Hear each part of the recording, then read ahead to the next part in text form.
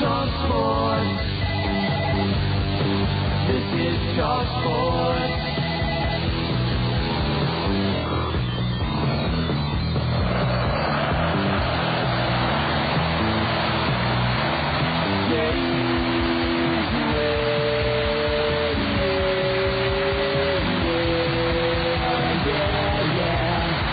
The world woke to the news this morning that suicide bombers had struck again, but this time not in Israel. No, this time the target was Westerners living in Saudi Arabia, a hotbed of Islamic fundamentalism. U.S. Secretary of State Colin Powell said the attack, which killed at least 10 Americans and another 10 Westerners, bore all the hallmarks of an al-Qaeda operation.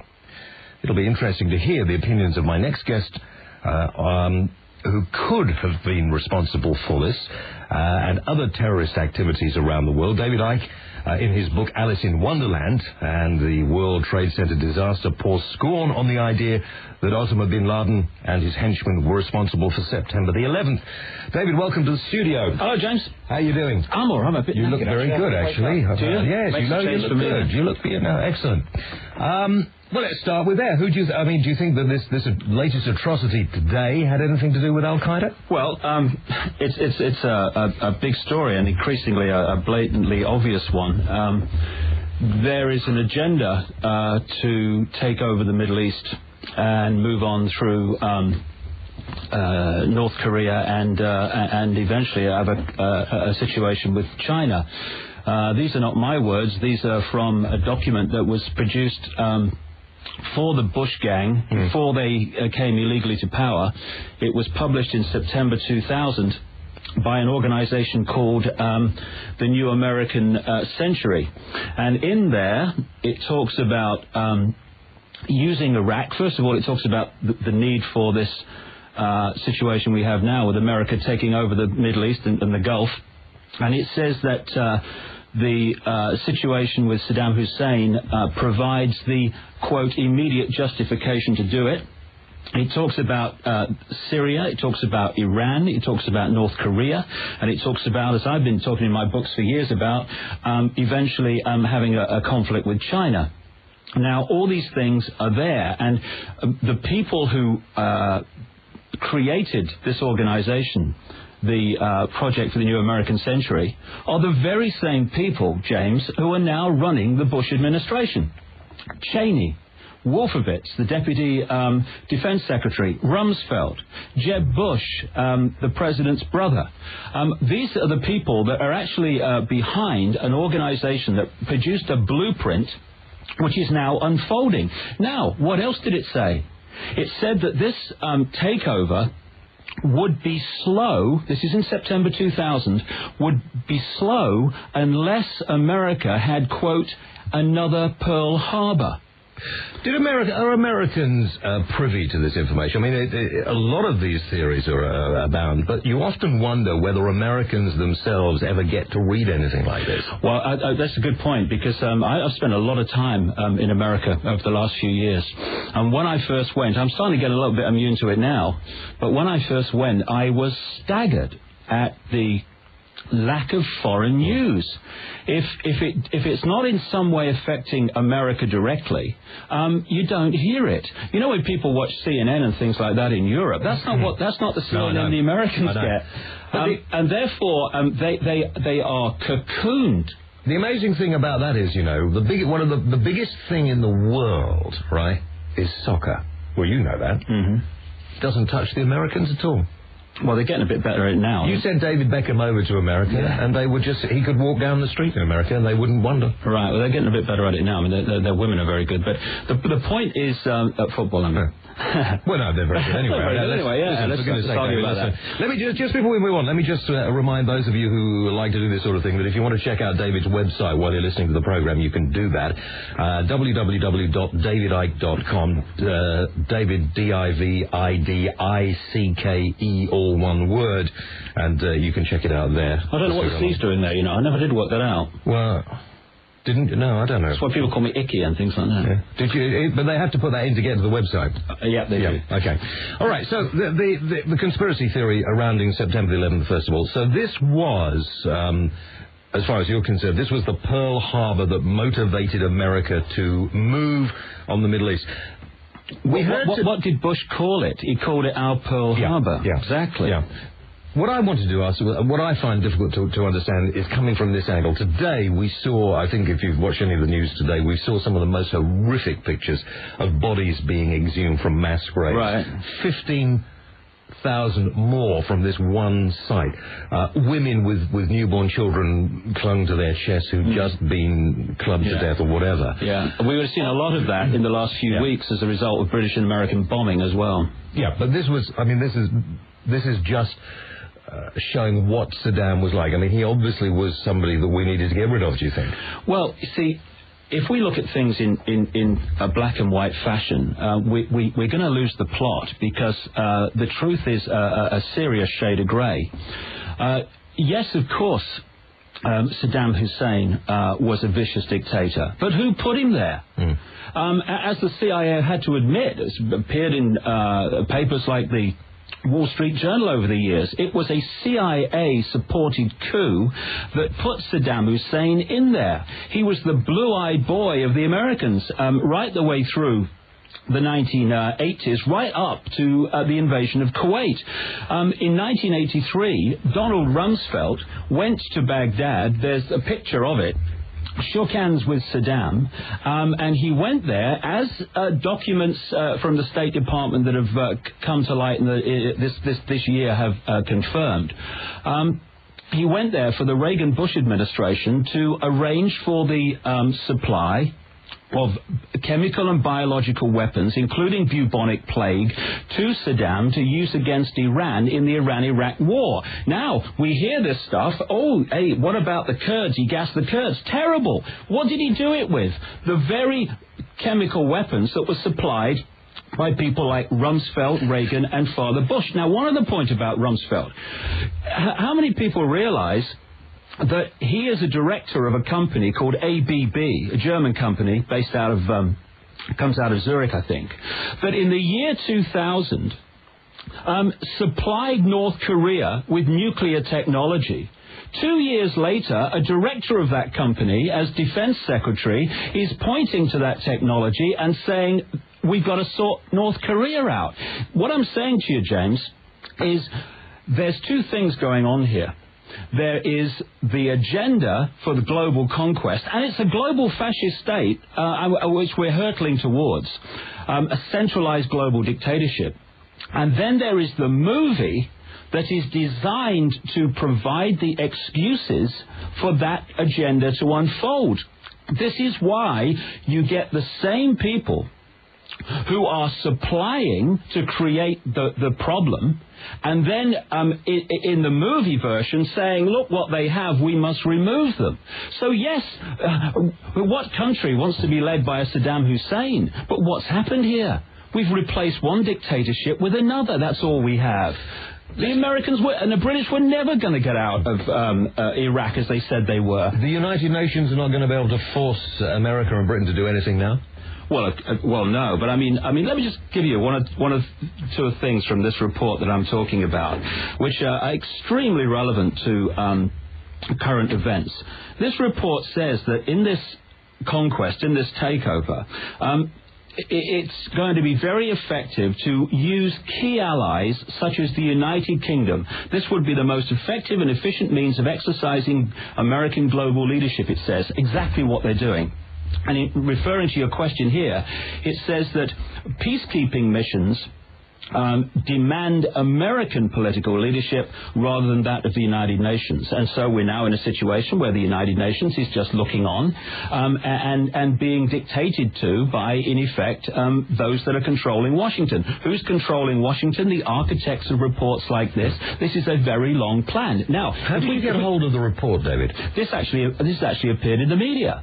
The Sunday Herald in Scotland got hold of it, but it's appeared in other papers also. And they're not denying that this report exists. And you look at the people that have been behind the war, including people like Richard Pearl, and they're all connected to this network that produced the blueprint. And like I say, it says this is going to be very slow unless we have another Pearl Harbor. September the 11th, 2001 came the very Pearl Harbor event, without which none of this stuff that has followed, the invasion of Afghanistan, the invasion of Iraq, and all these other things that are going on, the destructions of basic freedoms, really basic Can we stop freedoms. this? Can we stop this happening? Can we stop the way this world is going? I mean, let me leave you to ponder that question and just move ourselves right the way back and talk a bit about you and then come forward. Well, I've got me a cup of coffee now. I can wake up. You can wake up now. We've spoken many times. Yeah. Right from the time after, of course, I wrote when you had all the problems, when people were accusing you of saying you were the son of God and all that sort of stuff, which now you seem to manage to put behind you. Well, there's a lot more to that, but sure, anyway, I know. But I want to try and give people a sense of where you're coming from and what you want to do, because people have tried to write you off as a complete nut. Mm-hmm. They've tried to sort of sideline you. I'm sure a lot of people thought you would have disappeared by now, but you seem to have an ever-increasing army of fans. I mean, the amount of emails I get to invite you back on the program is amazing, and people want to hear you talk wherever you turn up. There are huge crowds come and listen to what you have to say. Do you still feel driven that you've been given a reason to be on this planet? Well, we're all here for a reason. Sure. I guess it's just working out your reason. I have a very simple philosophy. What I started doing in the early 90s, and it has increased over the last, 13 years now, is I have just been on a journey of trying to understand how this world works and why the world is run and why it's in the state it is. The fact that this planet has enough, sorry to interrupt, but the fact that this planet has enough food, enough resources that everybody could have a decent life, but it doesn't work out that way. Exactly, because of manufactured scarcity and the fact that the vast majority of everything ends up in the same hands, because if you have abundance, you have choice, you have freedom. If you have scarcity, you have dependency, therefore you have control. This is why there is not a single reason why anyone on this planet should be hungry, homeless, any of that stuff. The reason they are is because the wealth and the resources are hoarded by the few, and the very, very few at the top of the pyramid. And I started to question, particularly through the 80s, why the heck is the world as it is when it doesn't have to be? Why do I not meet people who want a war or conflict with anybody, and yet there's wars and conflicts everywhere? And I started particularly in the early 1990s with a trickle of information that led me to... Did this have anything to do with your trip to Peru? Well, maybe to a certain extent, but from the early 1990s and all the stuff in my books, I'm not sitting in a darkened room talking to some other dimensional entity. This is 5 sense, names, dates, places, connections, people, and I started with a trickle of information, with my understanding that those that appeared to be in control of the world were not actually the ones that were.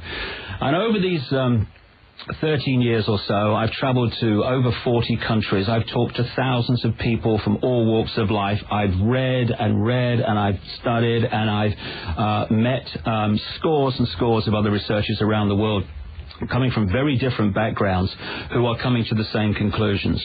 And the information now is not a trickle. It's a tidal wave. My last 5 books total some 1.5 million words.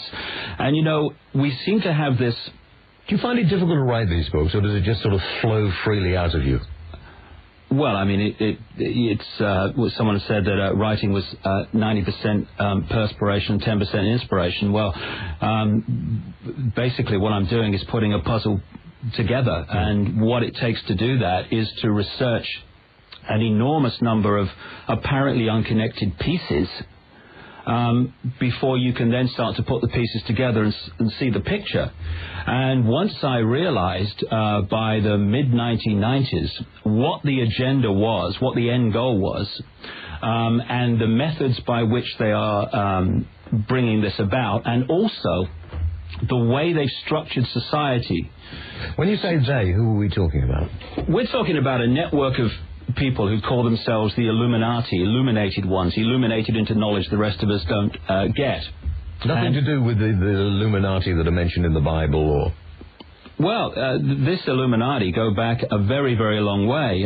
Interestingly, you can chart them back to ancient Sumer and Babylon, which is where? Iraq. And a lot of the artifacts and texts that were looted by, according to museum directors in Iraq, people who knew what they were looking for, are the very texts and what have you from that period that you can pick the story up. And you can bring it through to the aristocracy and royal families of Europe. You can see how it was expanded around the world through the empires of Europe, particularly the British Empire. And today, there is a network, you could almost symbolize it as a spider's web. The center is in Europe. The center is in Europe, not in America? No. If you're where the power is, do you want people looking at me, everyone looking at you? Absolutely. You want them looking the other way. So Europe's a powerful place still? Not on the level of governments. We're talking the center of this web. This spider's web of interconnected secret societies. And in America, they fire the bullets, but ironically, the center of the web is in Europe. A lot of power within the web in America, of course, but the center of the web is in Europe. And no one looks at Europe. They're looking at America as the big bad superpower, because people are looking where the bullets are being fired from, not where they're being loaded. Are the Illuminati a different breed to the rest of us? Are they a different sort of species, or how did they get to be them? And well, I don't think I am, but I mean, how come we're not? Well, in the end, the body is a vehicle for consciousness. In the end, you're talking about consciousness. And it doesn't matter what your body is, whether it's Arabic or Scandinavian or Jewish or black African. It's the consciousness in the end that is animating that body, that's deciding the behavior of that body, that is actually deciding what happens in the world. So, do you still believe very much in the soul and the consciousness that is us within these bodies that exists on different planes and other times? And well, one of the great things that's been suppressed, that's allowed and encouraged us to lose the plot, is the nature of reality itself. It's one of the things I've been studying a great deal recently. And when you get into quantum physics and stuff like that, the world that we are conditioned to believe in simply does not exist. I mean, that wall looks solid. That wall is made of atoms. Yeah. If I throw myself at that wall, it is solid. Exactly, because that's your reality. The atom, or the atoms that solid wall is made of, are actually almost entirely empty space. I saw a physicist quoted as saying that if an atom was the size of a cathedral, the particles within it would be around the size of a 10-cent piece. So that is what this world, the solid world, is made up of. How can it be solid? It's about what we believe. Belief is the thing. What is our reality? And what we call miracles, when people do apparently impossible things, they're just detaching, disconnecting their sense of reality from the consensus reality that everyone else agrees on. So they can walk through fire without getting burned, because it's not their reality that they can be. So that if you could detach your reality, or you could detach your perception of reality, you could walk through a wall. If you, you could. Absolutely, you could. But, we are so conditioned from cradle to grave to this reality that is a very, very difficult thing to do. Is the journey that we all must go on, and few of us make very much progress in our lives and whatever, but is this journey that we must go on is to free ourselves so that we can actually live harmoniously with whatever's around us? Or well, the world's an illusion. We create it with our minds. Do you know, for instance, I didn't realize this till I was reading a few months ago. when people say, I saw it with my own eyes, we don't see with our eyes. We see with the visual cortex in the brain. That's where pictures register. And as research has shown, between the information passing into the eye and hitting the visual cortex, where we actually register sight, that information passes through other parts of the brain, which, as these experiments have shown, edit up to sometimes more than 50% of the detail that actually comes in. And this editing process takes place on the basis of the person's belief. And so the real bottom line of this manipulation of the human race is the manipulation of our sense of reality. It's the Illuminati know about this? Of course, in great detail. This is one of the great areas that they manipulate us. One of the major areas, I would say the major area that powers human behavior is not even the conscious mind, it's the subconscious mind. It's interesting, again, as experiments have shown, around a second and a half before the conscious mind decides to speak, move its arm, do whatever, the electrical signals have started in the brain to do it. We are very much influenced in our behavior and our perceptions and our reactions by the subconscious mind. And all the time, our subconscious mind is being subliminally conditioned in various ways. Some of them simple, some of them more complex. Because if there's a few of you and you want to control a vast number of people, you ain't going to do it physically, just as you ain't going to control a herd of sheep physically. But you don't. You control sheep by two states of being. Bar, following the one in front without question, just get them to go with the norms and don't question them, and fear, symbolized by the sheepdog, frightening the sheep into line that won't immediately come into line. It's a mind game that allows a farmer to control sheep. Vast numbers of sheep, which if he tried to do it physically, he'd never have a chance. And it's the same with the human herd, which we've allowed ourselves to become. We are being constantly conditioned to take on a certain reality. For instance, if you ask anyone today in Sydney, Australia, New York, Frankfurt, you stop them in the street and you ask them who was responsible for 9/11, why was it done, how was it done, and what should happen as a result, they will give you basically the official story, because that's the only one they've heard. That official story, the accepted history of 9/11, has come not mostly, entirely from official statements by people who have a history of having a genetic problem with telling the truth.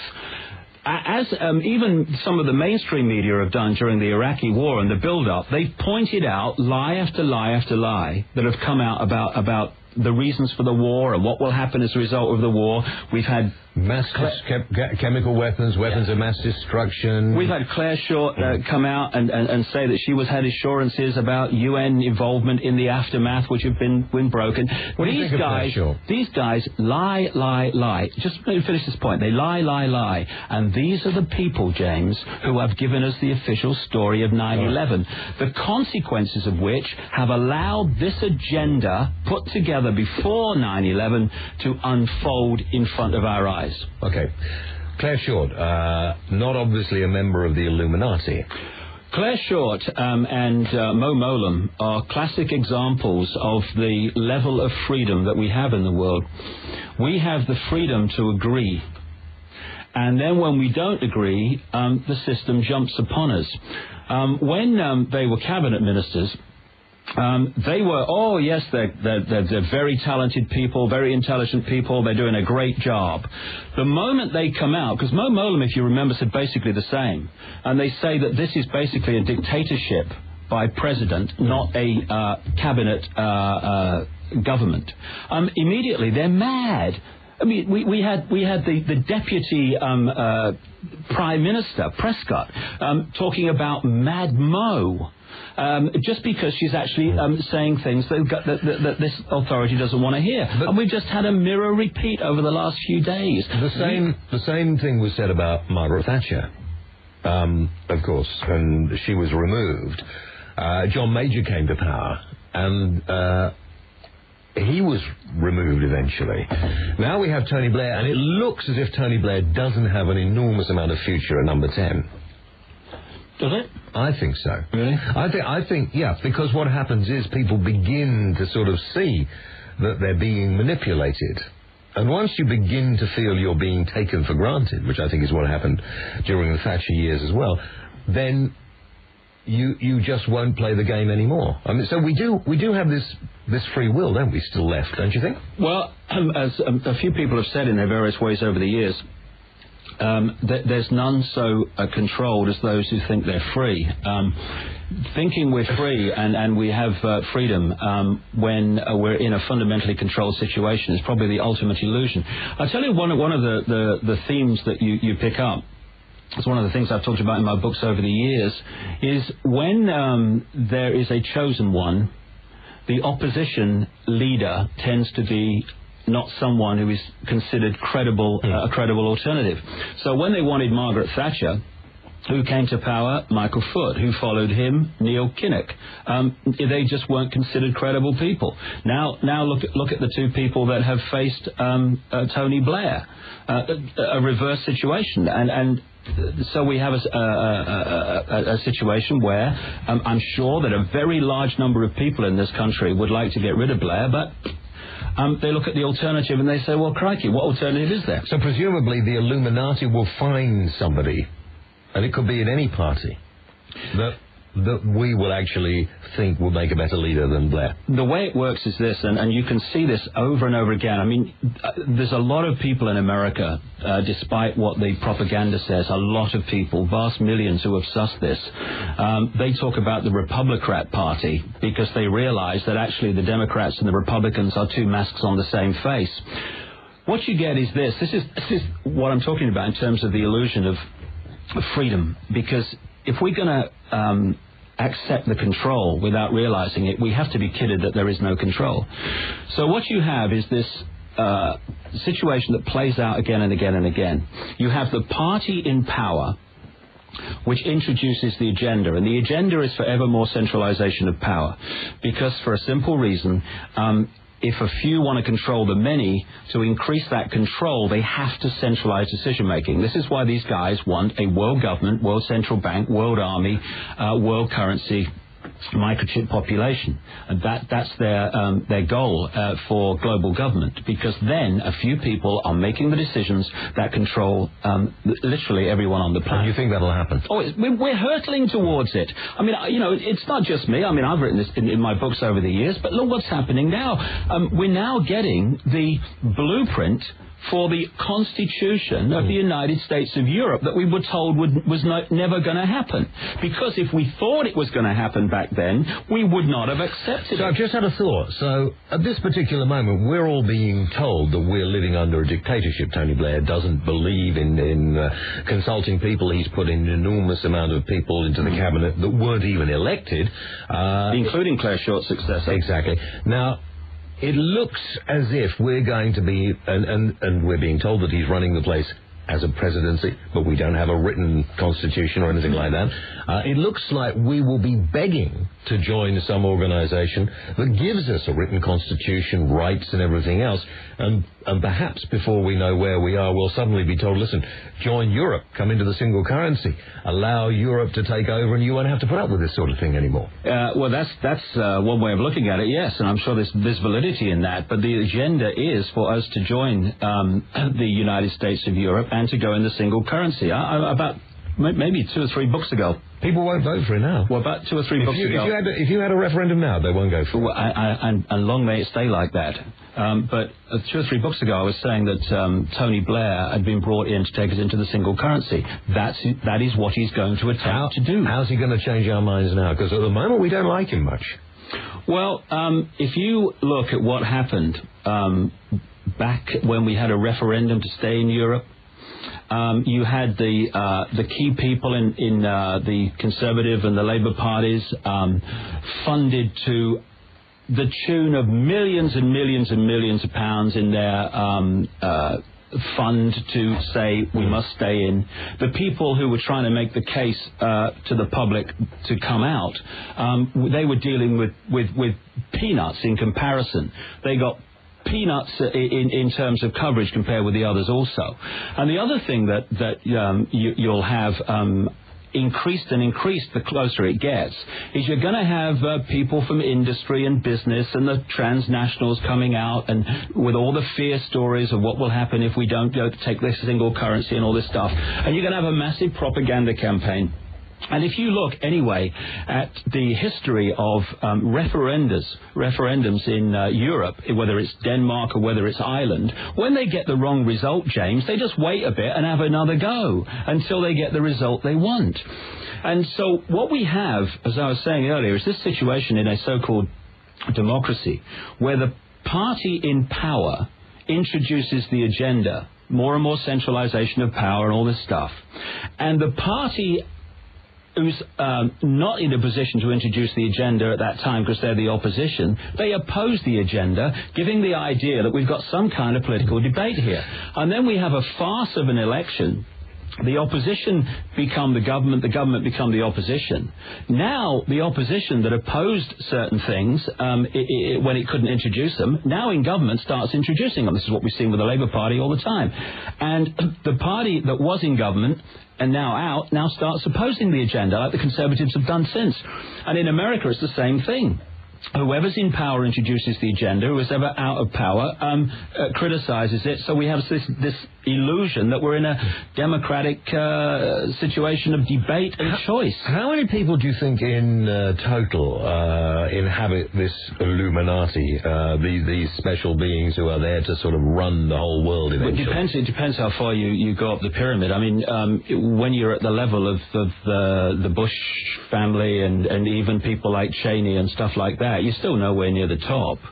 Are the people right at the top people we've never heard of? Oh, absolutely. I mean, you see, if you want to really hide something, if you want to hide where the real power is, you don't put it on public display. Okay, we're going to take a break. Hold it there and come back. Lots of people want to talk to you as well. 0871 222 8888. Back with David Icke after this. Welcome back tonight. The man that a lot of people have been asking me to get back on the programme, David Icke, is with me, and you will have a chance, I hope, to get and speak to him. Just before we start taking the calls, let's go back, David, just to the last time we spoke a couple of years ago, I think, when you came in. At that particular time, you were very much into the shape-shifting reptiles. I since have not received an offer of an OBE from the palace after... No, I've lost me neither. I've lost me neither. Do you still believe in that? I mean, some people... you see, I mean, let me make this point. I'm like a journalist who doesn't have an editor. Or a proprietor. So what I do is I report that which I come across. Now, when you travel around the world talking to endless people from many different walks of life, and they tell you about extremely similar experiences, I have a very simple outlook. I follow information. I don't come from any preconceived idea. I just want to know what's going on. And if you try to research what's going on in this world, and this world is not just a little bit not like we thought it was, it is nothing like it. If you try to research it with a belief system, then you're doomed, because your belief system will start to edit that which it doesn't want to hear. Also, if you could care a damn what people think of you, and I had that kicked out of me in the early 90s, that prison, you ain't going to talk about some of the things you're going to find, because you're going to think, oh, people think I'm mad. I don't care whether people think I'm mad. I have no interest in it. You know, believe what you like. I ain't bothered. So therefore, what I do is I take this information that I get from people and these experiences they tell me about, and I kind of report them. And when you, over a period of years, have one after the other of these accounts that people give you, of seeing people transform in front of their eyes into a non-human form and then go back again. And I was in Texas. I was talking only in Texas about a month ago. And in the audience was a therapist who works with people who've been abused in what we call satanic ritual and all this stuff by some very, very famous people, the same names that keep coming up and have come up for years. And they talk to you about the same experiences that those people are having of seeing these people change into another form and come back again. When you look at the historical accounts, which are talking about the same thing, when you meet as I have and spent a large amount of time with a shaman in South Africa, Credo Mutwa, who's the official historian of the Zulu nation. And he is telling you the very same stories and accounts that people are having, ancient and modern, in Africa. Then there's something to look at here. And when you realize then that when you look through your eyes, you're not actually seeing a world, you are seeing a frequency range. That's all you're seeing. You're seeing the frequency range that our five senses can access. Beyond that tiny, tiny frequency range that we can perceive with our five senses is infinity. And what the hell exists in that infinity?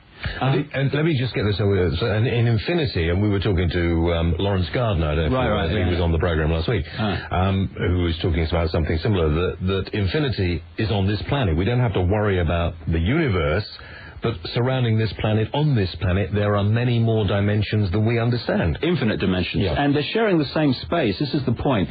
The same way that TV pictures are moving through us at the moment and radio sounds are moving through everywhere, there are other beings moving through us and we're moving through them. If you like. Yeah. Exactly.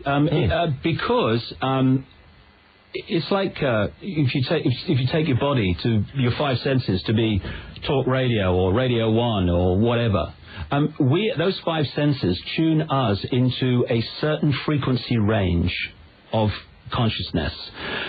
But as you point out, in that same space is all the other frequencies of consciousness going into the infinite. And it is possible for entities to move between dimensions. And when you look at the amazing, almost infinite variety of forms there are in this tiny frequency range we call the physical world, what the heck variety of different manifestations must there be within the infinite? And what we've got caught in is this myopic bloody idea that if we can't touch it, see it, taste it, whatever, it can't exist. We're going to take a short break for the news, David, and we'll come back. Alison in Market Harbour, Ron in Belfast, Abdul in London, Jim in Bournemouth, and many other people who are waiting to speak to David Icke. We'll do that after the news. And maybe even David's mum. 0871 222 8888, or you could email us at talksport.net, or if you prefer, you could text us. Which everybody texts now, don't they? I don't. I haven't got a mobile phone. Can't stand them. 10 89. We'll get you one. I'll give it you back. James Whale on 1089 and 1053 AM. Talk Sport.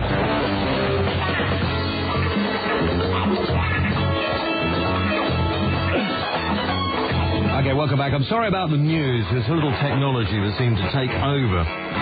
It's very strange now that you think we're so advanced in what we can do, and yet when part of our computer system goes wrong, we can't turn it. I don't understand that, Ash. I don't understand how we can't just turn it off. Yeah. Do you understand? Well, I understand that we can't. I don't know why. Well, it would be nice to find out. Really, I'm sorry about this, David. Well, I know why. It's lucky we're not flying an aeroplane, really, I know what the point is. Oh, good, fine.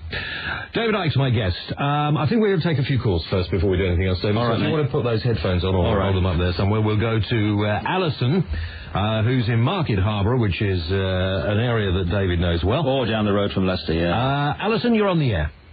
Hi, Jane. Hi, Alison. Hi, David. How are you? Oh, Alison, I'm good. Oh, that's great. I love the accent. It's a Leicester accent there.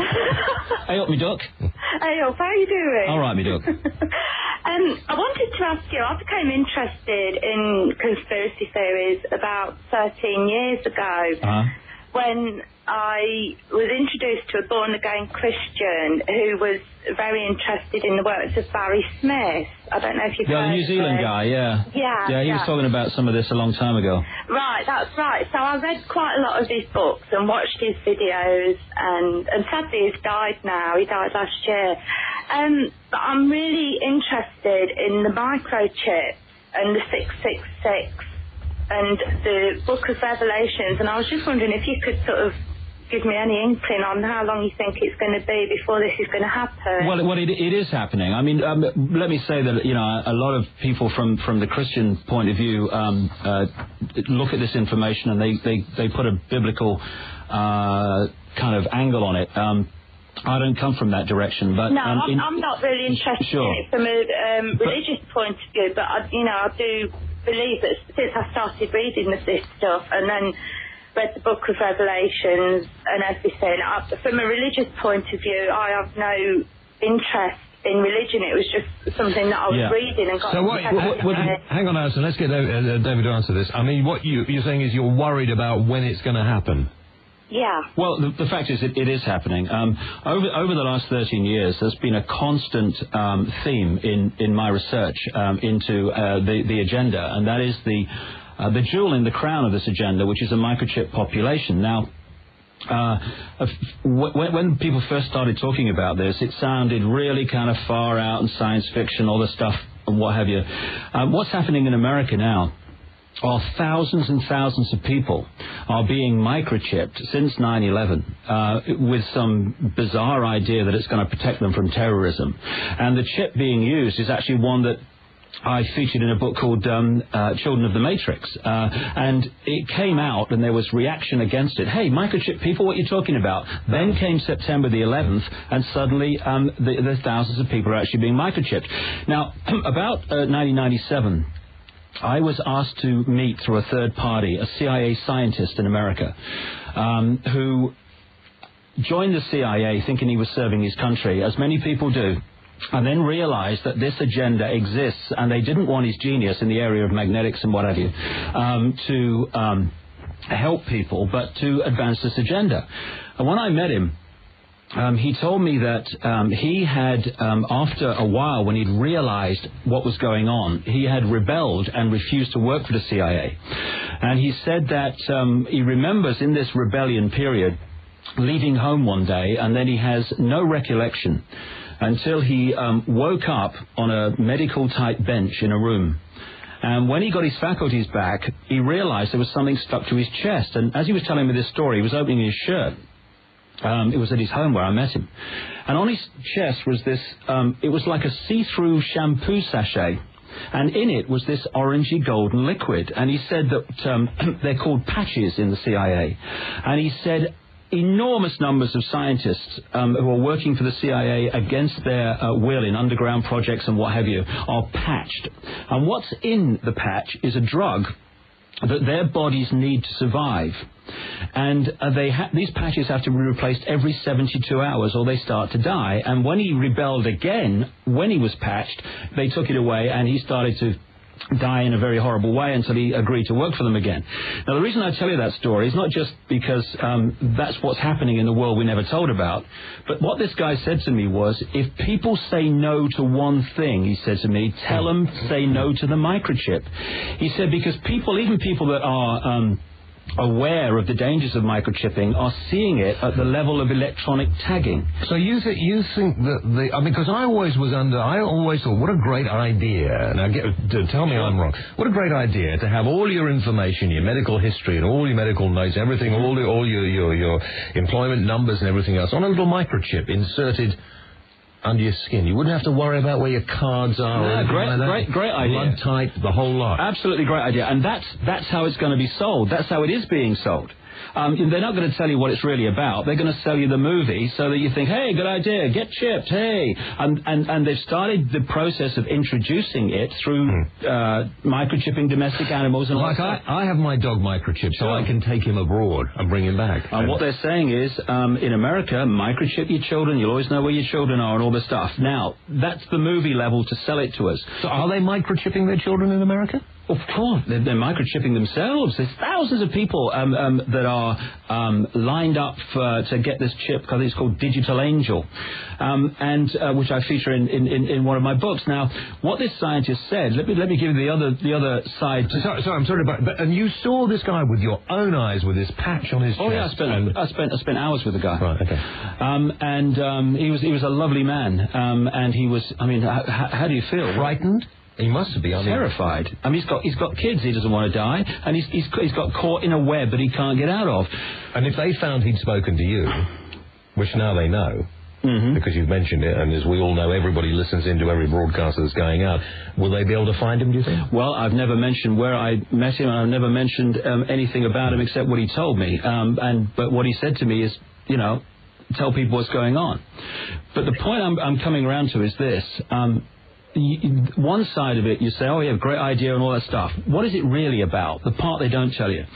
What this guy told me, this is 1997, is that it's not just even about electronic tagging, so some computer knows where everyone is, like your car and all that stuff. It's actually about, not so much, although it's partly about that the messages going from the chip to the computer.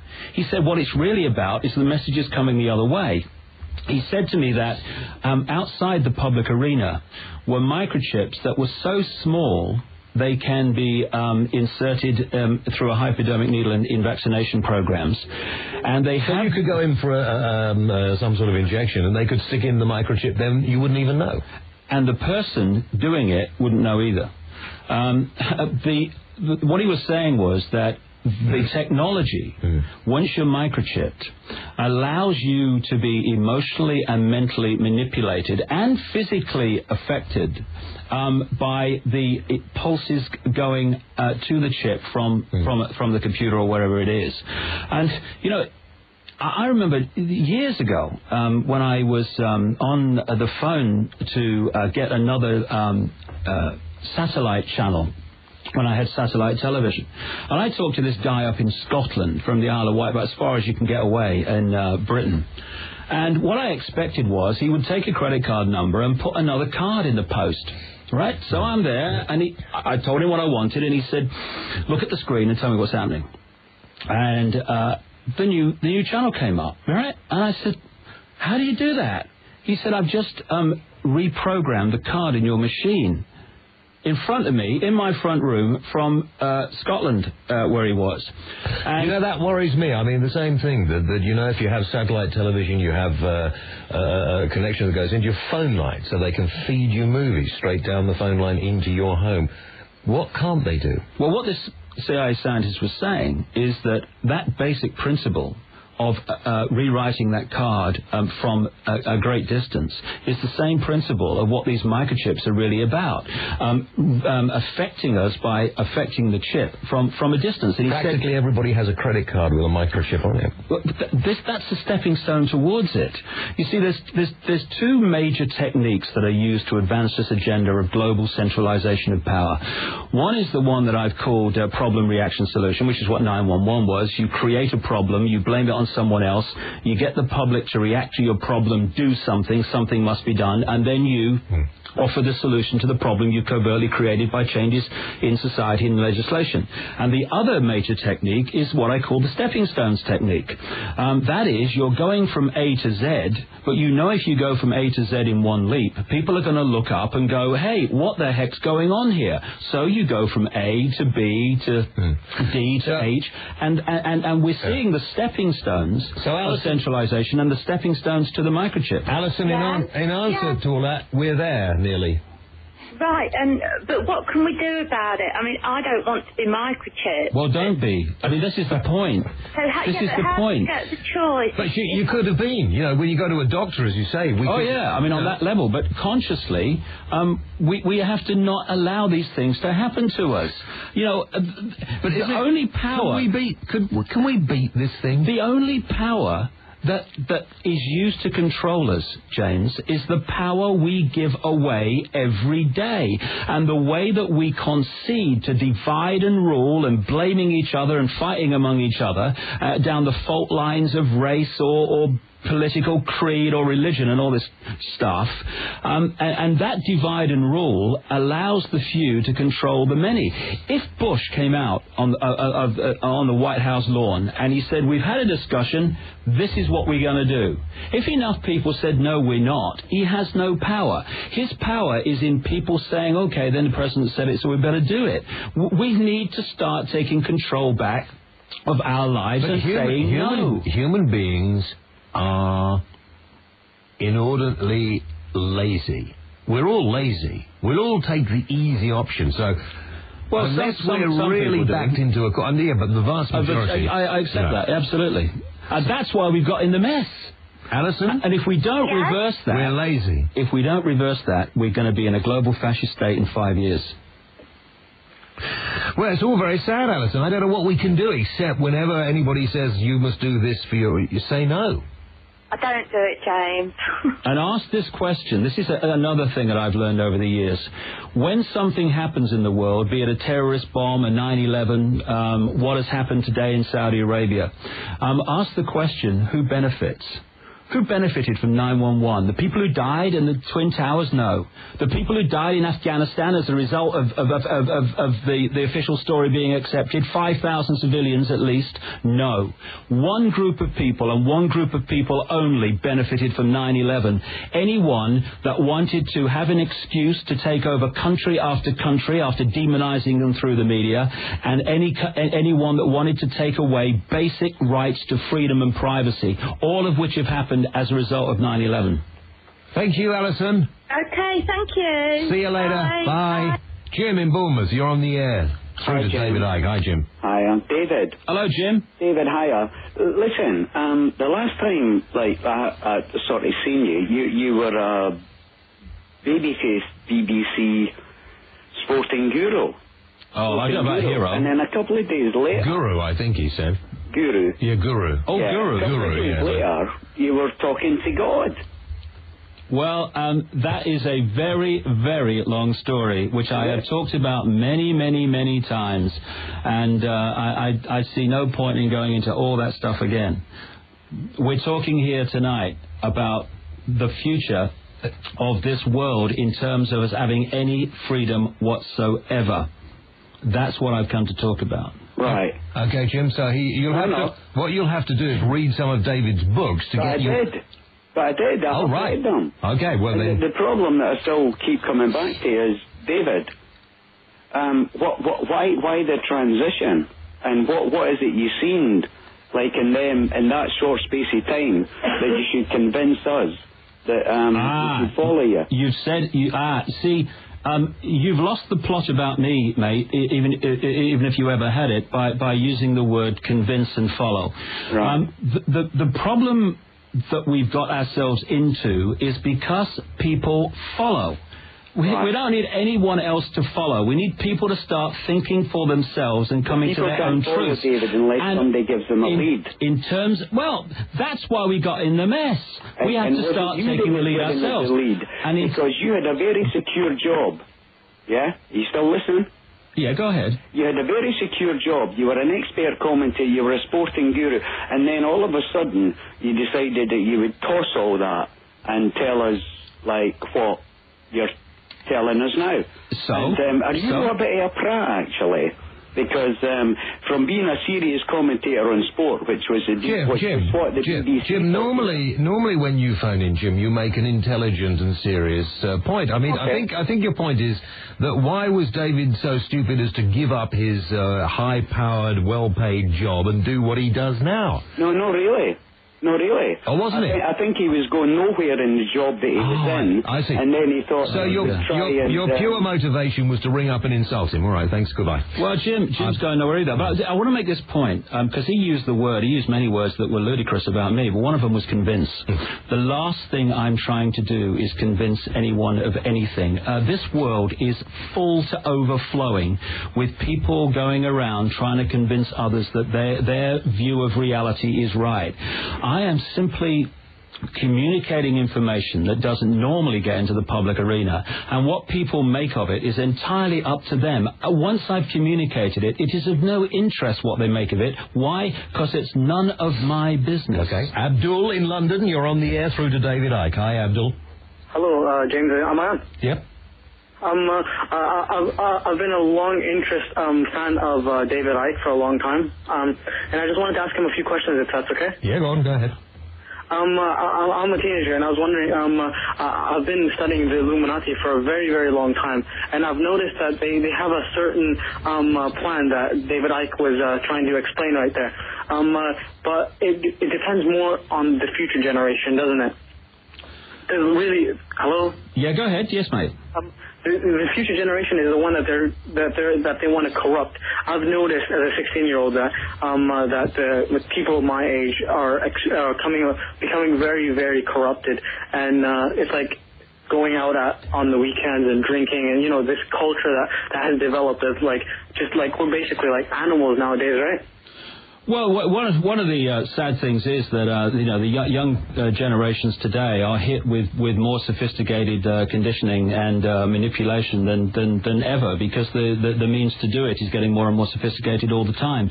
But I must say that alongside that, I meet very, very large numbers of young people all over the world who are very, very open, very, very intelligent, and are seeing through so much that, given the conditioning that they go through from cradle to grave, they are doing very well to see through. Do you think that the youngsters now, who are all practically much more computer literate than most of our generation, are going to be less of a pushover than we were?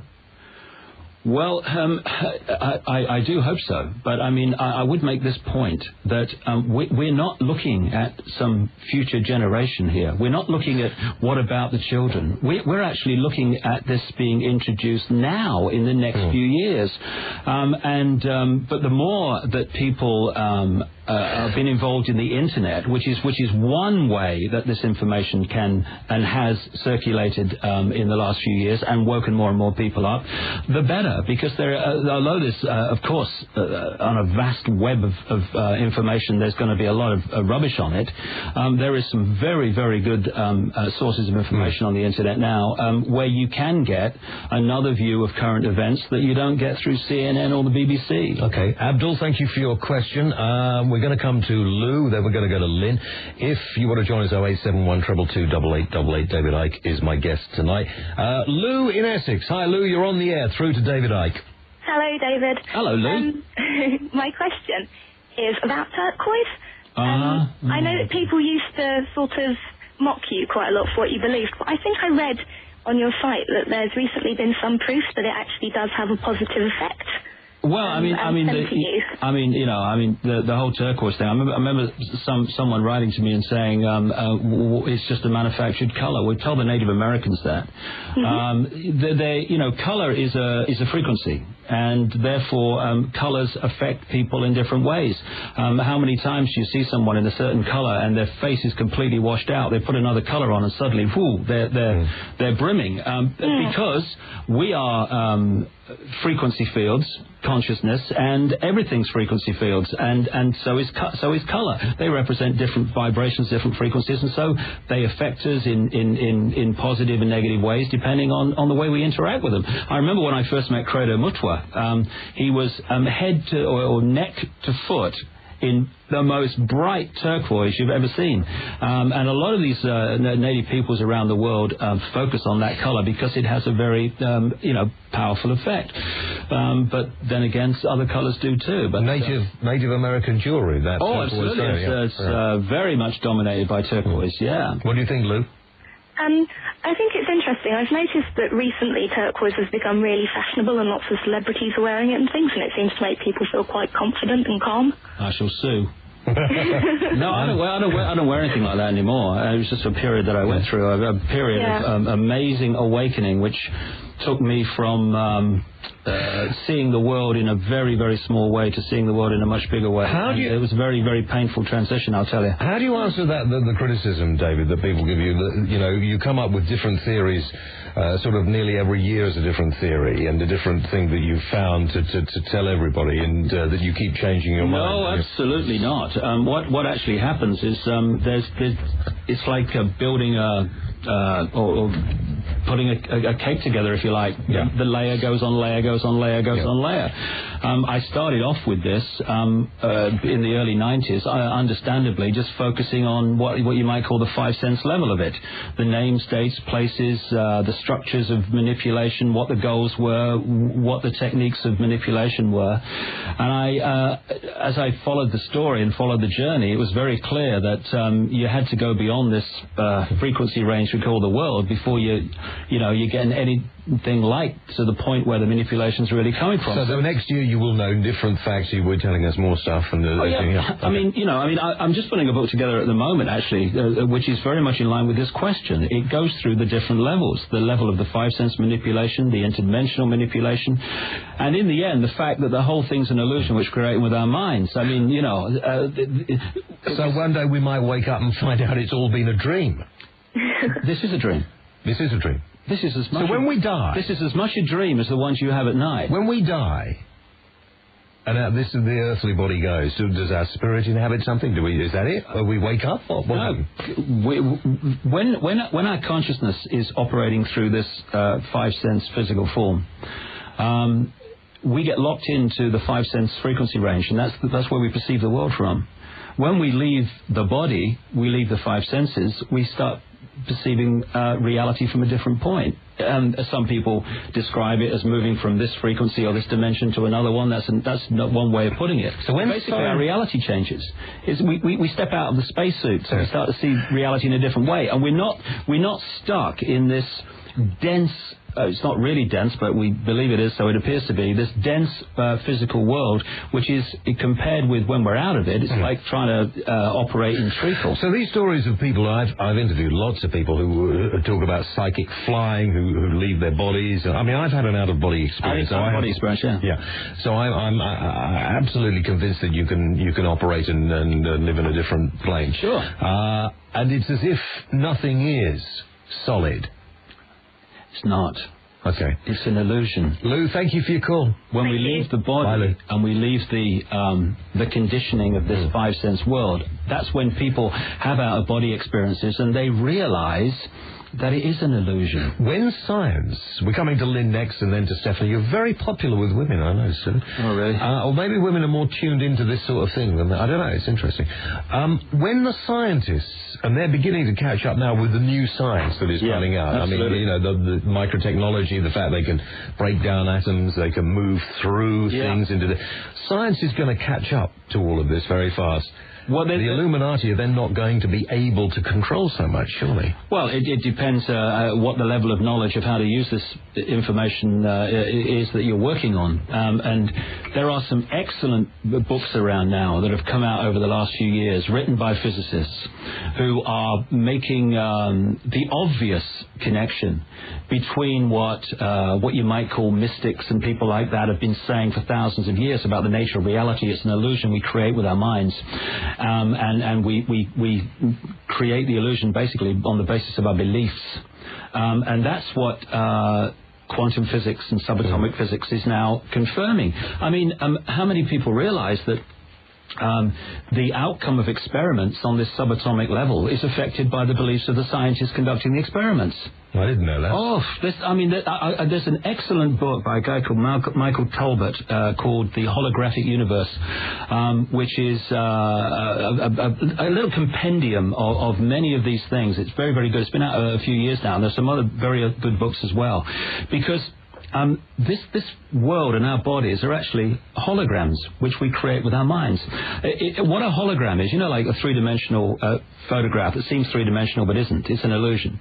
How holograms are created is they fire a laser at a photographic plate, and part of the laser beam is deflected away across whatever they want to photograph and then deflected back onto the photographic plate where these two sources, one containing the image of what we wish to photograph, collides with the beam going basically direct, and it creates what they call an interference pattern. And it's very, very similar, in fact, the same as dropping two pebbles in a pond. The waves go out, and eventually those waves interact with each other. The interaction of those waves is a wave mirror picture of not only the two pebbles falling, but where they fell in the pond and at what speed and all that stuff. Well, that's basically the principle of a hologram. Now, when you look at that holographic print, which has the imprint of that interference pattern, it looks nothing. It looks like a series of waves that are completely meaningless. You fire a laser on it, and suddenly, miraculously it seems, a holographic image, three-dimensional, of what's been photographed, a person, an apple, whatever, suddenly appears. And the best of them look absolutely solid, but you can put your hand through them because they're illusions. Now, one of the great amazing characteristics of a hologram is that every single part of the hologram contains the whole. If you take that holographic print of a person and you cut it into four and fire the laser on any of the four pieces, you'll get the whole picture.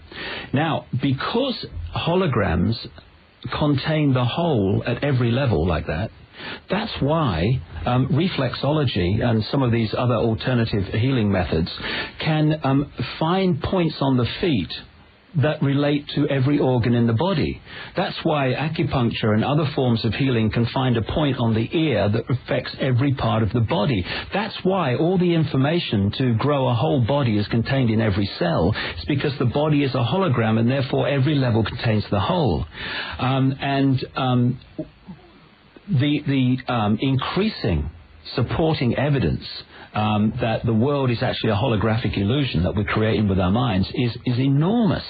And the real bottom line, and you talked earlier about you say this, then you say that. They're not contradictory. They're add-on. They're getting a bigger level of the picture. The bottom level of the manipulation is the manipulation of this illusory reality. The problem is it's so much easier to believe what they feed us. Exactly. That's why we're in the situation we're in. Lynn in Middlesex, you're on the air. Oh, happy birthday, James. Thank you, Lynn. How old are Hi, you? David. I wanted 52. to comment. One more than me. Old guy. Thank you. I wanted to comment on the shapeshifters and the Illuminati, but can I just mention about the turquoise? Like, it's so protective that if you have a piece of turquoise that's yours, it might break instead of you breaking your leg. Really? Yeah. So you reckon carrying a piece of turquoise with you? You mean the stone rather than the colour? Yeah, the stone. The piece of turquoise. Carry a piece. It protects you from harm and I remember that. I'm going to get some. Yeah. Right. Where can I get it from? Well, they sell them in crystal shops. Yeah. Turquoise. Right. Okay. But about the Illuminati, the good news is that they can't ultimately succeed in their twisted evil plan because it's against the universal law. But the bad news is the damage they continue to do till they give in. But the Incunabala, have you heard of them? No. Because they're above the Illuminati, and they want to avoid Armageddon and lead the world, like mankind, towards free energy. So who are these? What did you call them? The Incunabala. The Incunabala. They're the tip top. They're better than the Illuminati. Yeah, they're above. Yeah, they're above everything. Above wealth, they don't. Whatever. And do they exist on this planet now? Yeah. Are they in human form? Well, yeah, I think so. Yeah. Okay. I mean, are there any we could identify? No, I couldn't name any. They don't even want to be named. All right. I just thought I'd mention them. How do you find all this out? It's on the Wingmakers website. Right, okay. But also about the shapeshifters, because I've seen people shapeshift from one person to another, and they called it me being aware of them changing when they stepped in and out. Mm-hmm. And they had this reptilian, like Barney, the children's cartoon thing, not cartoon, Barney, the kid. The dinosaur? Yeah. Yeah, I know. Well, he was shaped like him. And he said, can she see me? Can she see and hear me? And I just pretended I couldn't. And he shook his hands and he went in my face. And one of the shapeshifters said, I don't know, but let's step out of the room while we discuss what we're going to do about it. So I just thought, because I did try and email that to David Icke's site, but I can never get through. I always get kicked off. All right. And I've only ever got one email from Jocelyn saying that they were trying to shut the website down. Have they done that? Well, they tried a few times, but who tried? Well, what you get is the people that the servers. They'll just say they won't give you a reason. They'll just say we're not hosting the site anymore. So that's happened about 3 times, but we have a very solid one now. So. Yeah. So it looks like we've cracked it at last. DavidIcke.com. That's right. Yeah. Okay. I mean, if it's all crazy and stuff like that, what do people want to do that for? But in terms of the, you hear stories about, the shape-shifting stuff. And when I first came across it, obviously about the mid-90s, like everyone else, you go, what? But the stories are so many. From so many different types of people, from so many different walks of life, and they are so common in their themes and experience that, if people want to know what's going on in the world, there's something to look at here. Exactly what we need to still know, but there's something going on here in relation to this. It still has something to do with this gene that many of us carry, the gene of the R complex? Well, no, the R complex. I mean, see, I've learned so much in doing this, in trying to understand things. I didn't realize that the most ancient part of the brain, your brain, my brain, everyone's brain, is actually called the R complex by science, the reptilian complex. And it comes from our reptilian history. Really? There's still people being born with tails. You know that? Well, yeah, I mean, people, because, codes, DNA codes that at this point in our if you like, evolution, for want of a word, should be closed, open. So why is this reptilian side so prominent then, or managed to sort of stay involved? I mean, we don't think of reptiles as particularly intelligent beings, do we? Well, the thing is that we come back to higher brain's been brought down to serve the reptilian brain. Yeah, we come to what I mentioned earlier, that we have this idea that what we see through our eyes is all possibility, when actually infinity exists beyond this frequency range that we can access with our 5 senses. So all possibility exists.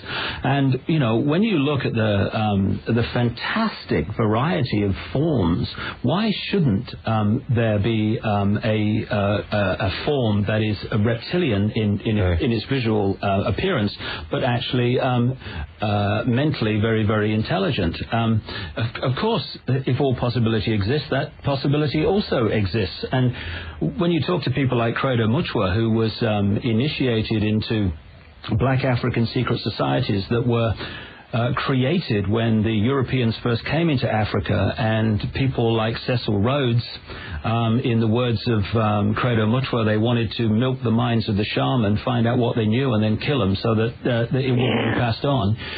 Secret societies were created in black African culture to keep the ancient knowledge alive once the Europeans arrived. And Credo Muchwa was initiated into this knowledge. He's kind of over 80 now, 50 years or so ago. And the reason he contacted me, and we spent hours and days together, was because he'd come across one of my books, The Biggest Secret, when I first introduced this reptilian thing, purely because I was coming across it in people I met. And he said to me, how do you know this? This is what I was initiated into 50 years ago. In black African culture, they call this race the Chitahuri, which translates as the children of the serpent or the children of the python. And again, this continual reptilian theme continues. Now, could you be one of these and not know it?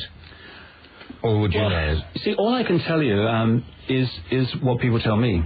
And I've talked to a number of people who are on the inside of the Illuminati, but don't want to be. And as people talk about the CIA, just as one example, getting into it is much easier than getting out of it, as the scientist found with a patch on his chest. So people do, who have come to the conclusion they don't want to be part of this, because it's absolutely, they're starting to realize how grotesque the agenda really is. They try to get information out to people as they can. Do you think people like Tony Blair, the royal family, people like this are all aware of what's going on? Absolutely. What do you think, Lynn? Absolutely, 100%. For me? Yeah. Are you asking me? Yeah. Well, yeah, they have to be aware of what's going on, or they don't get into a position of power. They have to accept it. But they're not all bad, the reptilians. I actually saw a picture of a very good writer, and it's supposed to be the first picture of them ever printed. And I'm not going to say who it is, but they had a reptilian hand in this picture. And some of them, they thought they had no choice but to stay like that forever. But now they're starting to realise that might not actually have to be the case. Do you agree with that, David? That some of the reptilian beings are not evil, or? Well, I don't like to use the word evil anyway. Okay. But of course, like I said earlier, in the end, it's not the form you inhabit or the form you take, it's the consciousness that is within that form, that is animating that form. So therefore, every single expression of form has the potential of being something that is looking for freedom and love, or control and imposition, depending on the consciousness that's animating that particular form. And of course, therefore, there'll be the whole spectrum of attitudes in all these different infinite forms that exist. It seems to me from my research over the years and talking to people that this reptilian stuff is operating just outside the frequency range of the five senses, and sometimes it comes in, so you see it, and then it goes out again and it's gone. It's basically like people say, I saw this UFO and it disappeared in front of the eyes, and people say, it can't disappear in front of your eyes, you're mad. What actually happens is it changes frequency, and it leaves the five sense frequency range, and so to someone with five senses, it appears to disappear. Do you subscribe to the view that a lot of the UFO and stuff like this actually come from this planet, but from a different dimension? And they come in and out, or? The more that I move along this journey, the more I see this whole thing as interdimensional rather than what you might call extraterrestrial in the physical sense. I'm not saying that doesn't exist, but the real core of this for me is the interdimensional, the ability to move between dimensions into this one and out of it. And so, you see, like we said earlier, you hear stories which sound from a conditioned level of reality are absolutely impossible, where people say, I saw this figure, be it reptilian or non-human in some other form, and it just walked through the wall, and people go, you're mad, you can't walk through a wall. Well, you can if you're not of the frequency of the wall. Okay. Just like a broadcast can come through the wall and be picked up on a radio. Lynn, thank you for that. Thanks very much indeed, Lynn. We move on. Stephanie in Leeds, we're going to come to you after these words.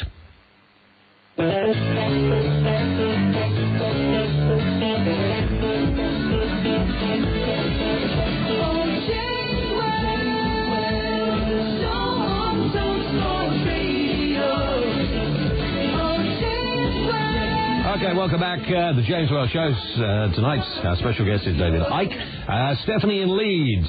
Hello, James. You're on the air, Stephanie. Here's David. Hi, David. Hello, Stephanie. I'm a big fan, David. And I just wanted to ask you two questions. The first is about the microchips. Yeah. The problem, the way I see it, is if they can inject them, how can we possibly not accept them? If they're going to do it without us knowing, how can we not accept it? Well, that's an obvious point. That's why I said earlier, we need to reject it on the level that we're aware of it. But I mean, for me, my son, who's now 10, has not had a single vaccination, and he's not had. Isn't that putting him at risk or not in later life? He's not had any.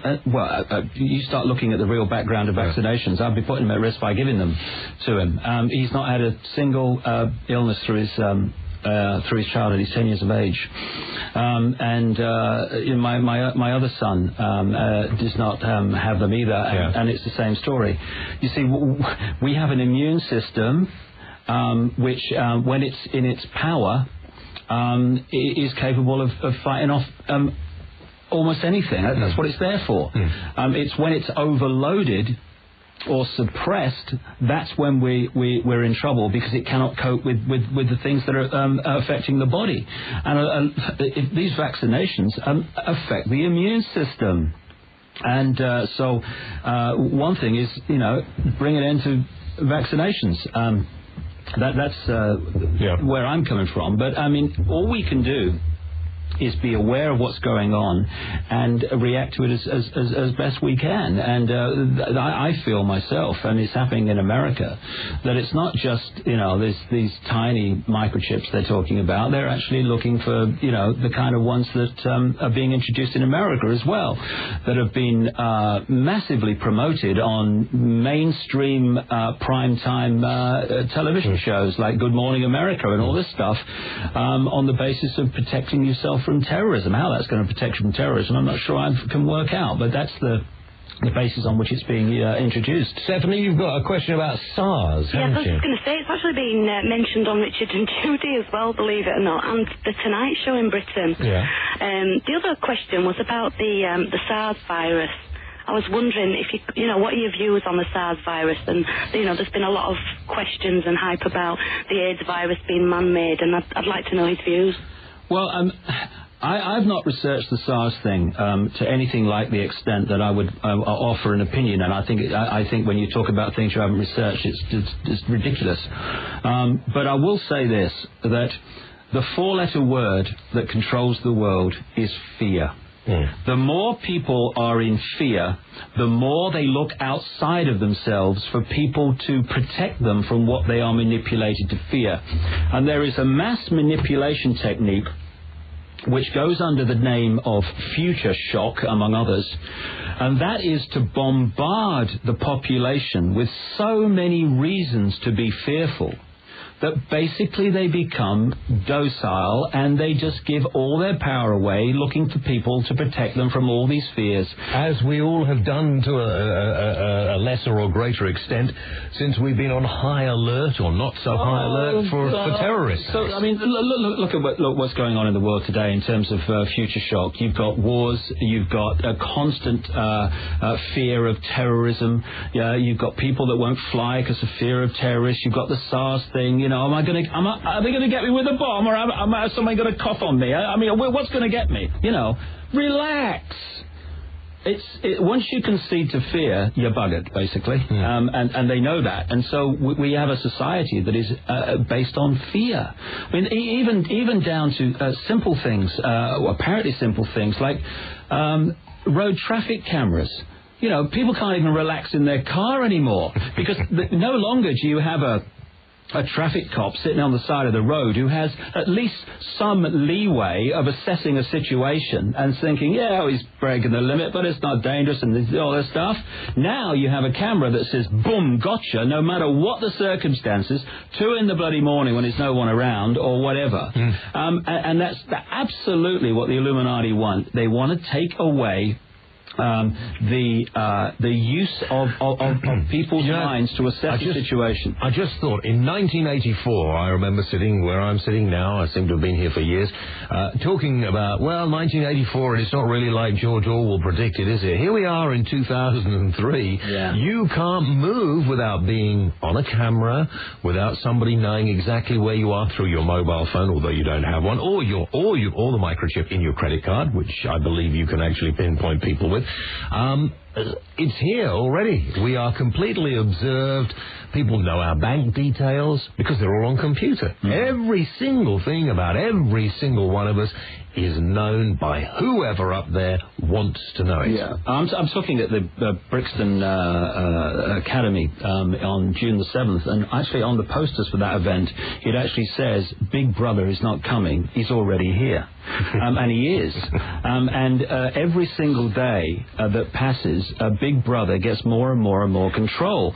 And a lot of it has been introduced through the stepping stones technique, bit here, bit there, unreported here, unreported there, it's not really important. And then you put it all together and you have a society that is amazingly controlled with constant surveillance. And what's a very important point to make is the effect of this on the subconscious. The subconscious picks up everything. The conscious mind, when it's looking at a situation, picks up certain parts of what it's looking at. The subconscious picks up all of it. So there is a conscious level and there is a subconscious level. And the conscious level of traffic cameras and all this other stuff is... I better watch my speed and all that stuff, and I can't relax in my car. But the subconscious level is constantly being reinforced with, we are watching you, we are watching you, we are watching you. Political correctness, we're watching every word you say, every word you say. And this is imprinting on the subconscious of the people, this control mentality. And it's at the subconscious level that we're being programmed. So there's much more to traffic cameras than just catching people for speeding and taking their money. So what are we going to do, Stephanie? Oh, I don't know. I just think, like David Icke says, it's about love, not fear. Do you know, it's interesting how more people are accepting David Icke now than calling him nuts. You remember a few years ago, we were all saying he's mad, you know, he's barking. And he's still here, still saying the same thing. And things are happening. If he had been mad, of course, they'd have found a reason to lock him up by now. The thing is, though, James, that when you look at this word mad and crazy that is thrown around like confetti at people, when you analyse what it really means, it means different. And what happens, the major way that society is controlled is norms are poured out through science, through education, or what we laughingly call education, through the media. Norms. This is normal, this is not normal. This is possible, this is not possible. This is sane, this is insane. And basically what that creates is a mental and emotional sheep pen of norms. And if the population conform to those norms, then hey, you're credible, you're normal. You challenge those norms, you step out of them. In other words, you are different to the norm. And if some people weren't different to the norm, we'd still be living in bloody caves. And you are suddenly not different. Hey, let's listen to this guy. Let's listen to this woman. Hey, they're saying something different. It's, you're mad. No, I'm different. Stephanie, thank you for your call. No, thank you. Welcome. Bye, Stephanie. 0871 222 8888. A couple of emails. I've got loads here, but let's just do a couple here. This one comes from Omar. And he says, can you ask David if he knows anything about Dajjal? Dajjal? Apparently the one-eyed being who will come at the end of the world and claim he is God, but he will actually be the great deceiver. Well, he's passed me by. Okay. I will say that we are moving into a time when a very, very few people are going to actually be in control. Whether they'll introduce things like world presidents and stuff, like they're talking about a president of Europe and all that stuff, probably. But we're definitely moving to a time of enormous centralization of power. I call it the Fourth Reich. I don't think the third one ever ended. I think it just went underground. But definitely we're looking at a global version of that. Alfonso says, what does David make of the Celestine prophecy? Not a lot. A lot of people have read the book and really got a lot out of it. I read through intuition. When I start reading a book, I intuitively feel, do I need to read this? And I never have. Okay. Let's go to Gregory, who's in London. Hi, Gregory. You're on the air through to David Icke. Good evening, David. Hello, Gregory. Nice to speak to you. You too. A question regarding the Illuminati and the European Union. Right. Now, to say that the Illuminati is omniscient and all-powerful, I think, runs the risk of falling into the sort of Marxist trap that victory is inevitable and there's nothing one can do about it. I don't accept that for a second. I know what you say is correct. I don't accept that this is inevitable. Just before you finish the point, I must say that over the last 13 years, when I first started talking about this, I used to be listened to by a man and a dog when the dog turned up. And no one wanted to know. That is nothing like that now. There is a massive awakening going on. I went to America, where there's supposed to be this fantastic support for Bush and the war. I went to Phoenix for a week. I then went on to speak in Texas. I never met, this is true, one person on that entire trip that was for the war. And this includes sitting in bars with people and watching the coverage. Can we just take a short break from the news, try and see if we can get it to work? Right. This time. Do you want to stay with us, Gregory? Yeah, certainly. Come back after the news. It'll only be a couple of minutes, and we will rejoin David Icke then. If you want to check out his website, it is davidicke.com. David Icke with a C, all one word. Back after this.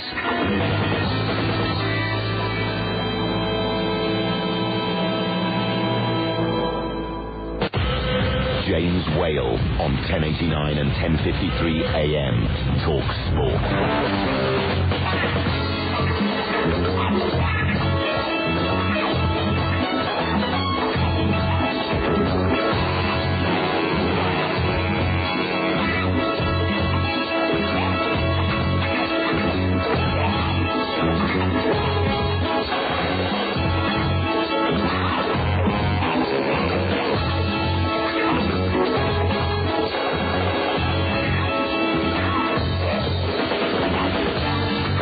Welcome back to the James Whale Show tonight. You're on TalkSport Live, Monday to Monday to Thursday. Yeah, Monday to Thursday.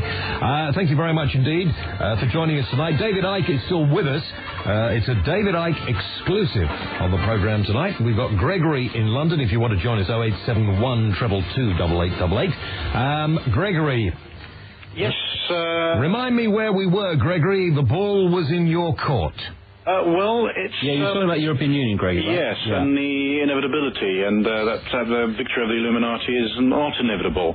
Hang on, both of you, just before we go. I mean, is it inevitable? No, it's not. It's only inevitable if we allow ourselves to go on as we are, which is accepting the official version of events and giving our power away and not challenging it. But what is happening is more and more people are waking up, and to have 1 million people on the streets of London, many of whom have never protested like that against anything in relation to the Iraqi slaughter, which is what it was, and because there's 5,000 civilians that weren't liberated, they were exterminated. It is a tremendously encouraging thing, and I am actually very, very positive about the future. I think this thing's coming down. I think it's actually in its death throes when it appears to be at its most powerful.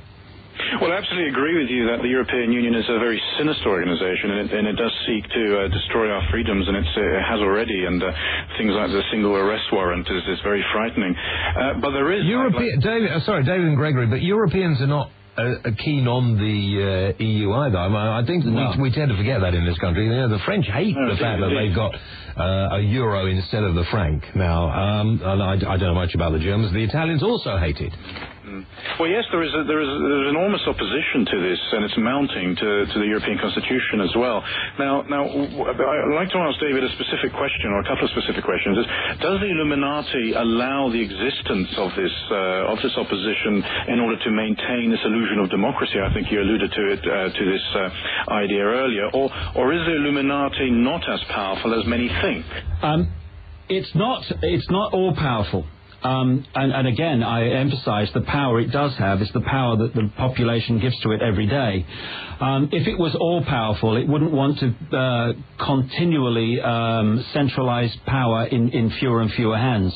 It's not all powerful, but it is extremely powerful in manipulating events. The reason that we have the European Union, and incidentally they want a European Union version for the whole of the Americas and that is due to be expanded around 2005 out of the NAFTA free trade area with Canada, Mexico and the United States, and they want another one in Africa, and they want another one in the Asia-Australia area, which is due to be evolved out of this APEC, Asia-Pacific Economic Cooperation. And what has George Bush announced this very week? He wants a free trade zone throughout the Middle East. These free trade zones, as we've seen in Europe, are designed to be evolved, stepping stone style, into the centralized state. And it's a very simple equation. If you are a few and you want to control the many, you have to destroy diversity of decision-making, because the more points of decision-making there are, the less control you're going to have over them. So what we're looking at in Europe is the incessant centralization of power, so fewer and fewer people are making the decisions that affect the whole of Europe. And it's very, very important that in this country we do not take the single currency, and we do not accept more and more of decision-making made in this country being handed over to Europe. It's not about being Little England. It's about diversity of decision-making. Because then you have more freedom, the more people that are making decisions. And the closer decisions are made to the people affected by them, the better the decisions tend to be. The further away, the opposite happens. And what is happening? We're having decisions affecting communities all over this country taken by people further and further away from the people in those communities. So what do you have? Decisions that are not relevant to those communities. And we're now at a point in Europe where this stuff that people have been talking about, like me, for years, about the world government, is only the next stage away. And what are you going to have to do to bring about world government? You're going to have to destroy the status quo of a world organization. You're going to destroy the United Nations. It's played its part in being a stalking horse for centralization of global power, but now the point has come where they want to go to a fully fledged world government, and to do that they have to find that the United Nations is, quote, not working, so they have an excuse, problem, reaction, solution to replace it with a fully fledged world dictatorship. All right. Gregory, thank you very much. Okay. Thanks a lot. Couple of emails I want to go to here. This one just carries on and just sort of agrees with you. Kevin in...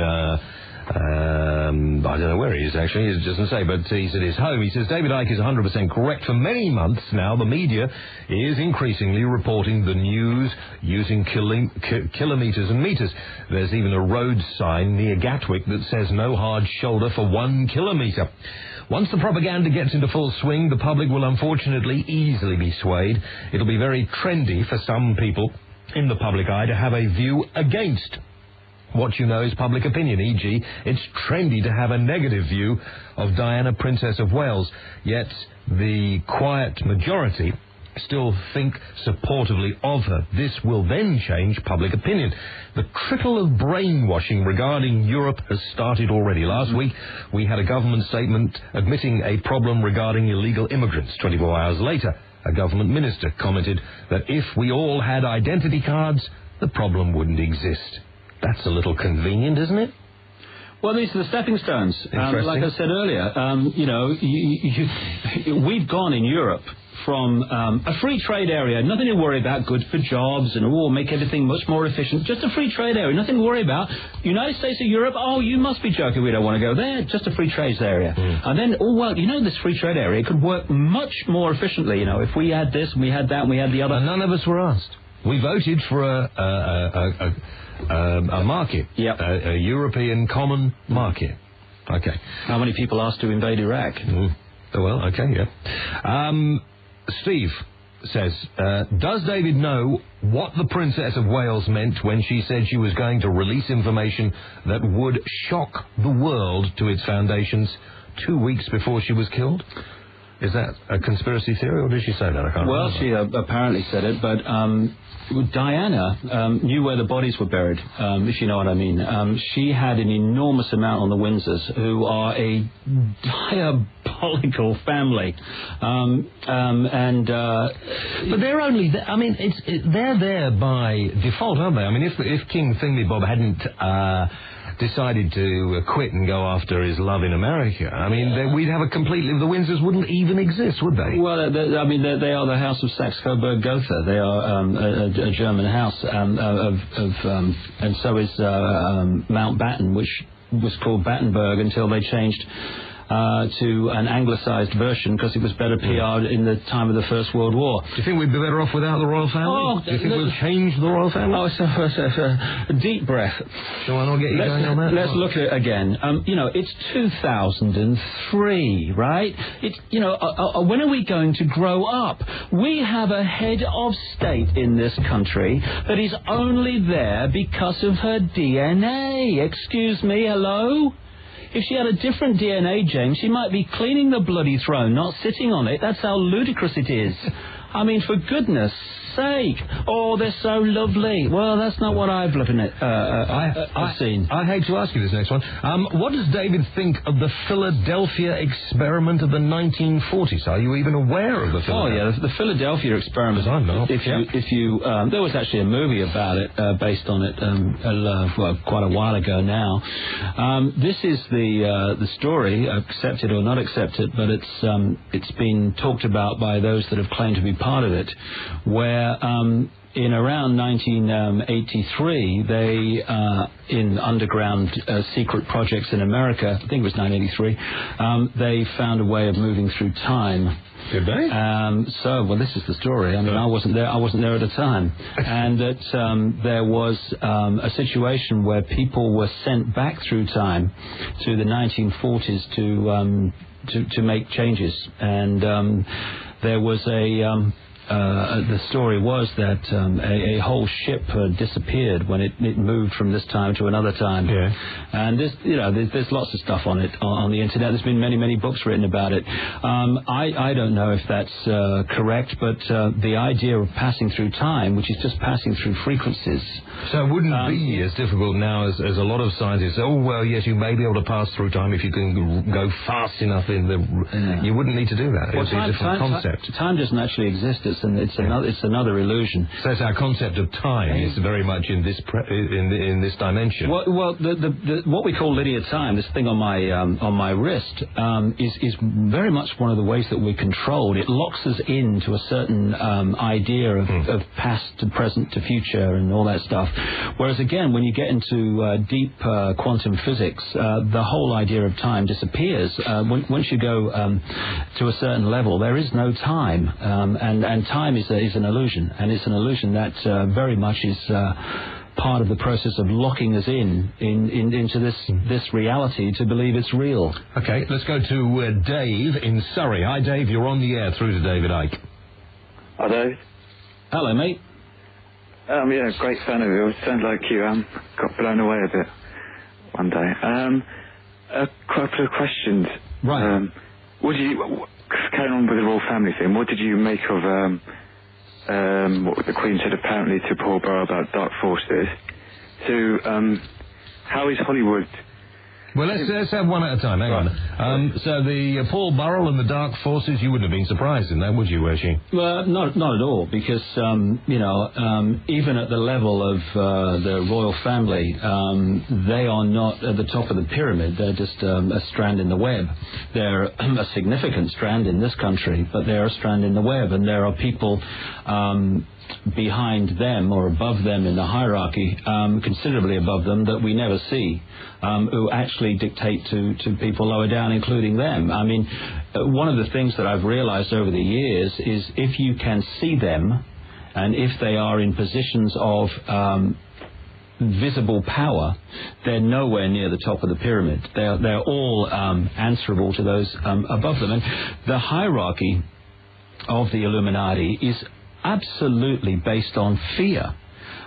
Each level is terrified of the level above it. And just as they manipulate the society in general through fear, their whole hierarchy itself is based on fear. Because the consequences of not doing what is necessary are, goodbye. Are these Illuminati, I mean, are they defeatable? I mean, if you shoot them, do they die, or are they? You just don't kill them, or what? I mean, well, I of course, when they're in a physical form, the physical form dies like everything else. Right. Consciousness doesn't with any of us. But I think we need to get beyond the idea of defeating and fighting. Fighting for freedom. So I love the phrase fighting for peace. I mean, what a contradiction in terms. It's not about fighting, and it's not about winning. It's about removing and withdrawing our power from the game. And not giving our power away to people to dictate to us, saying, no, I'm not doing that. We're not having that. And if that's done on a large enough scale, the few do not have the power over the many. It's only there when the many say, well, I better do it then. So this idea of we must fight the Illuminati, we must stockpile weapons and battle against the Illuminati, as many people in America talk about, is just playing the same game of division and conflict. One of the key things about this reality is that it is about division and it is about duality. It's about light and dark. It's about positive and negative. And when you get into not just what mystics have been saying for thousands of years, but you get into this quantum level, you find that everything is the same energy. We are actually all one infinite consciousness which expresses itself in infinite ways. So the same sort of atoms that make up the desk in here make up part of the body as well. And the same energy, the same consciousness that manifests as all this apparently variety of forms is actually the same energy, same consciousness. It's just manifesting itself in different ways. So when Israelis, soldiers, kill Palestinians, they're actually killing themselves. When Palestinian suicide bombers kill Israelis, they're killing themselves. When American pilots bomb and kill Iraqi civilians, they're killing themselves, because we're all one consciousness which is experiencing itself in various ways. What has happened and been encouraged and manipulated to happen in this reality we call the world is that everything is projected as isolated from everything else, division, and everything being one thing and not the other. Therefore, you have the situation where you can play these illusions of division against each other. There was a fantastic American comedian who died, unfortunately, back in, I think, 94, called Bill Hicks. And he was a very profound... I had an email about that here, but yes, go on. He was a very profound man, and he used humour to get a lot of these points over. So the world is just a joke. We're in a joke of... Well, it's a dream. It can be a lovely dream, or it can be a nightmare. That depends on what we create and what our beliefs are and what our attitudes are. But he said, as part of a joke, but in a very profound way, he said, matter is merely energy condensed to a slow vibration. We're all one consciousness experiencing itself subjectively. There's no such thing as death. Life is just a dream, and we are the imagination of ourselves. And that so encapsulates the nature of this reality. The imagination of ourselves is the bottom line of how we are manipulated. It is the manipulation of our imagination of ourselves. So therefore, we are manipulated to believe that we are not connected to everything else, that we're like an island, that we're isolated, and that is not connected to that, when it actually is. And interestingly, when you look at the movie The Matrix... Let's take a break. I want to come back and talk about The Matrix. Okay, fine. David, sorry, thank you very much indeed. We're going to move on. Actually, I'll tell you what, I have this little philosophy on life I've had for years and years and years, and it seems to be, in a way, I think what we're saying is I don't think anyone at all should take anything without questioning it. Nothing at all. I don't think anything you see, anything you read, anything you hear, particularly people like me or David or any orator anywhere, people are so prepared because they read it in a newspaper, because they heard James Whale say it, or because it was on news at 10. That must be right.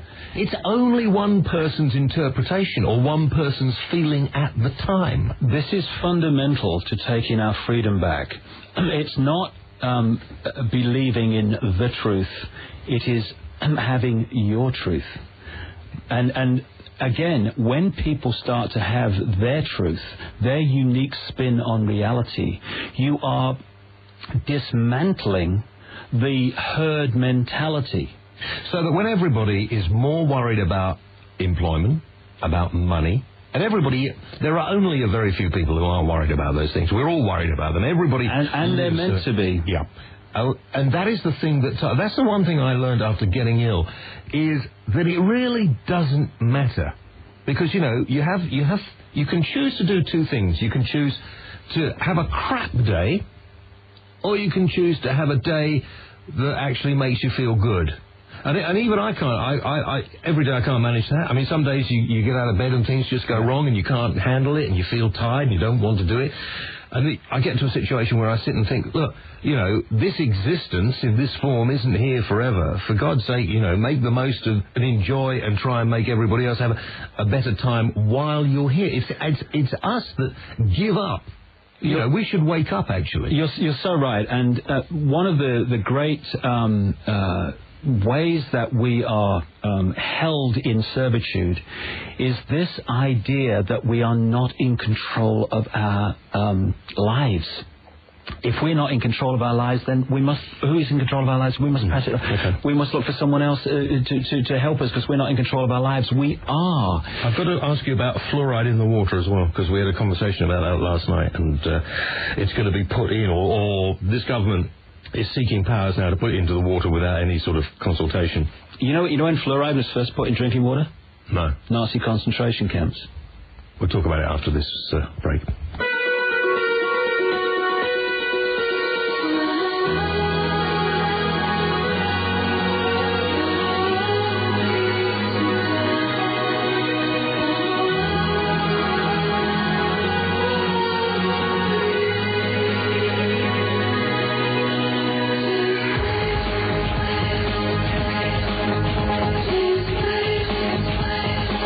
Okay, welcome back. David Icke's my guest tonight. And David, of course, I think a lot of people thought would disappear after he decided to change from being a media star, I suppose. David, you were, first of all, of course, you were a footballer, and then you went on to be, I was going to say the Gary Lineker of your day, but yeah, I suppose you were the Gary Lineker of your time, weren't you? Well, to an extent. I mean, I was very young compared with the rest of the people, or most of the rest of the people in the sports department at the BBC, and I seem to have a long future there. But once I got into the 1980s, in the late 1980s particularly, I had no desire to do that anymore. What made you? What suddenly came? I mean, did you suddenly had this revelation to say I am the Son of God, or you didn't say that, you said I think I've been chosen, or something along those lines. Did you think about it? Did you consider what you were going to do? What was happening during the 1980s is my enthusiasm for being a television presenter was diminishing and diminishing and diminishing, because I basically went through what you were talking about. I looked at what I was doing, and I looked at what was going on in the world, and I thought, you know, I could do something a bit more productive in my life than introduce the football. Not that there's anything wrong with that, but that was the decision I made. And so through the latter years of the 80s, I was basically presenting television programs while I was trying to get my head together about where I was going to go from here. And then in the very early 1990s, in 1990, 91, I went through, I could talk for kind of an hour about what actually happened. I went through some amazing experiences. And it basically, my whole sense of reality had a missile hit it. And I went from seeing the world in a certain way to suddenly seeing the world in a completely different way. I was looking through the same eyes, but I was seeing a totally different world. I could see things I couldn't see before. And in that transition period, when I'm trying to, get my head around this, that's when we had all the stuff in the early 90s. But that was vital to me. What life tends to do is it tends to wrap the greatest opportunities in something that looks akin to your worst nightmare. So in the early 90s, I couldn't walk down any street in Britain without being laughed at. I mean, going into a bar, forget it, there was uproar. Go on a train, stand on a platform. Were you frightened at that time? Bewildered. How did your family take it? Well, obviously they were as traumatized as I was in a sense, but I tell you what was happening at that time is that there was two distinct levels of me that I was aware of. One was experiencing it and thinking, oh my goodness, what have you done? And there was another level of me that was going, this is fine, don't worry about it, this is leading somewhere. And what that time gave me when I look back was absolutely vital to what I'm doing now. And that is, it let me let go of the prison that most people live in, which is the fear of what other people think. most people are not living their lives speaking the truth that they wish to, because they fear what other people will think and say if it's different to the norm. So therefore, they're not living their truth. They're living someone else's version of what they think they should be. And this is psychological fascism.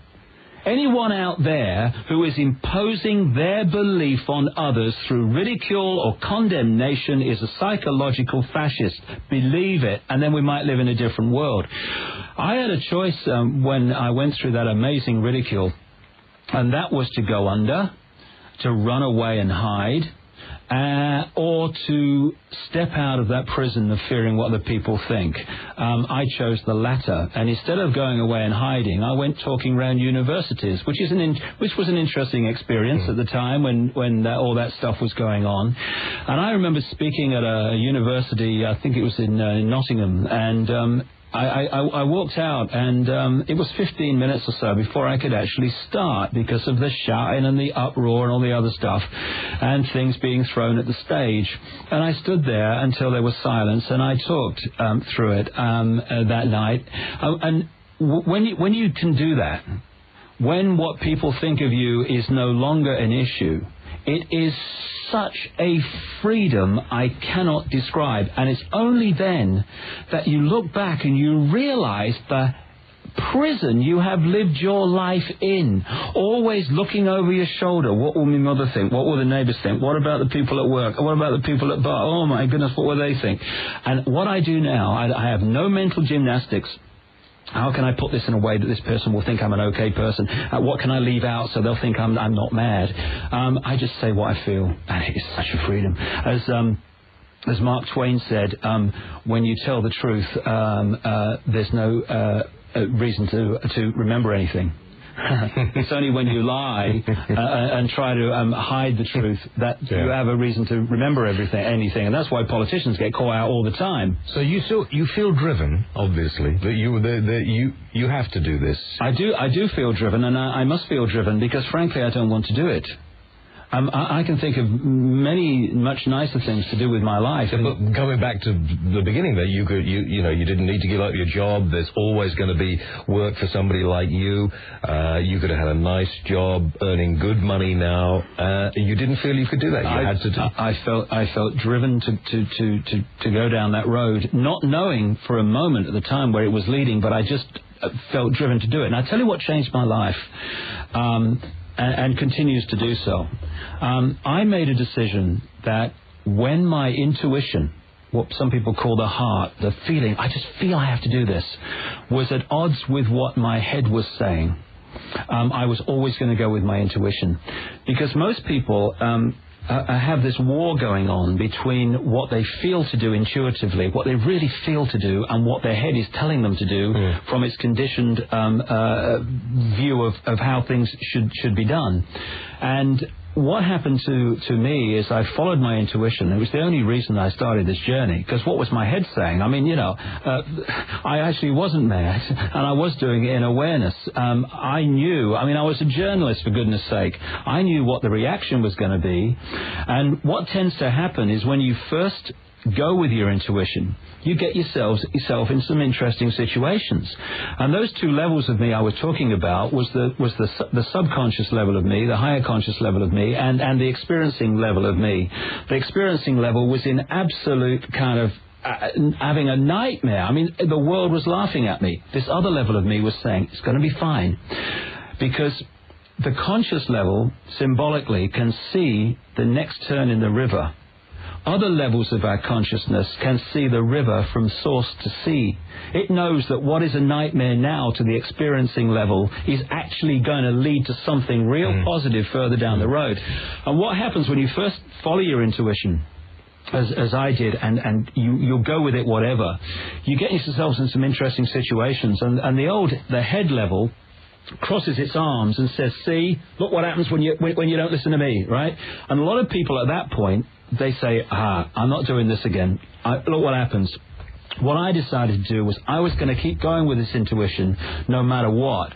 And what happens after a while is what seemed to be a nightmare actually turns out extremely positive. And what are the positive things that have turned out have not happened despite the nightmare period. They've happened because of it. And what happens then is your head level looks at this and logically says, well, hold on a minute. When you go with your intuition, you may get yourself into some serious scrapes, but hey, it all works out in the end. And what happens then is your head, what you think and what you feel intuitively become the same, and the war stops. And it is such a different way of living your life. Everybody has to, I think, and I mean, I've managed to find for myself a certain amount of peace of mind that I never had when I was rushing around and trying to achieve this, that, and the other, all since I was ill. And to a certain extent, having cancer it sounds a bit trite now, really, but it actually was good for my life. And out of all the things I go back on, times that I've thought, oh, this is terrible, and you look at it, and there were reasons for all of them. And everybody must benefit from all the terrible times. You're out of work, you haven't got a job, your house is being repossessed, or you bump the car, your kids are not doing well. Something that makes you address your entire life at that time, is good. There's a reason for it in the scope of things. And you can't, until you get away from it, realize. If everyone, at some point, earlier in their lives maybe, would have been good at 20 to have this experience. Was lying on their deathbed thinking they had 10 minutes to live. Right? If everyone had that experience, we'd live in a very different world. Okay, let's get back to, because we've run out of time, let's get back to this fluoride thing. Right. We had a long discussion about that last night. You wrote something about it somewhere. That's what you're going to tell us, weren't you? Yeah, I mean, in this Alice in Wonderland, the World Trade Center disaster book, I introduced this, and one of the reasons I introduced it is because of additives to food and stuff which are designed to suppress the sharpness of the mind, the brain, if you like. And I mentioned earlier about Rumsfeld being in a company that sold nuclear technology to North Korea, which he's now using for his propaganda, and he was involved in the chemical weapons and stuff to Saddam. What a lot of people don't realize, you ever come across this substance called aspartame? No. Aspartame.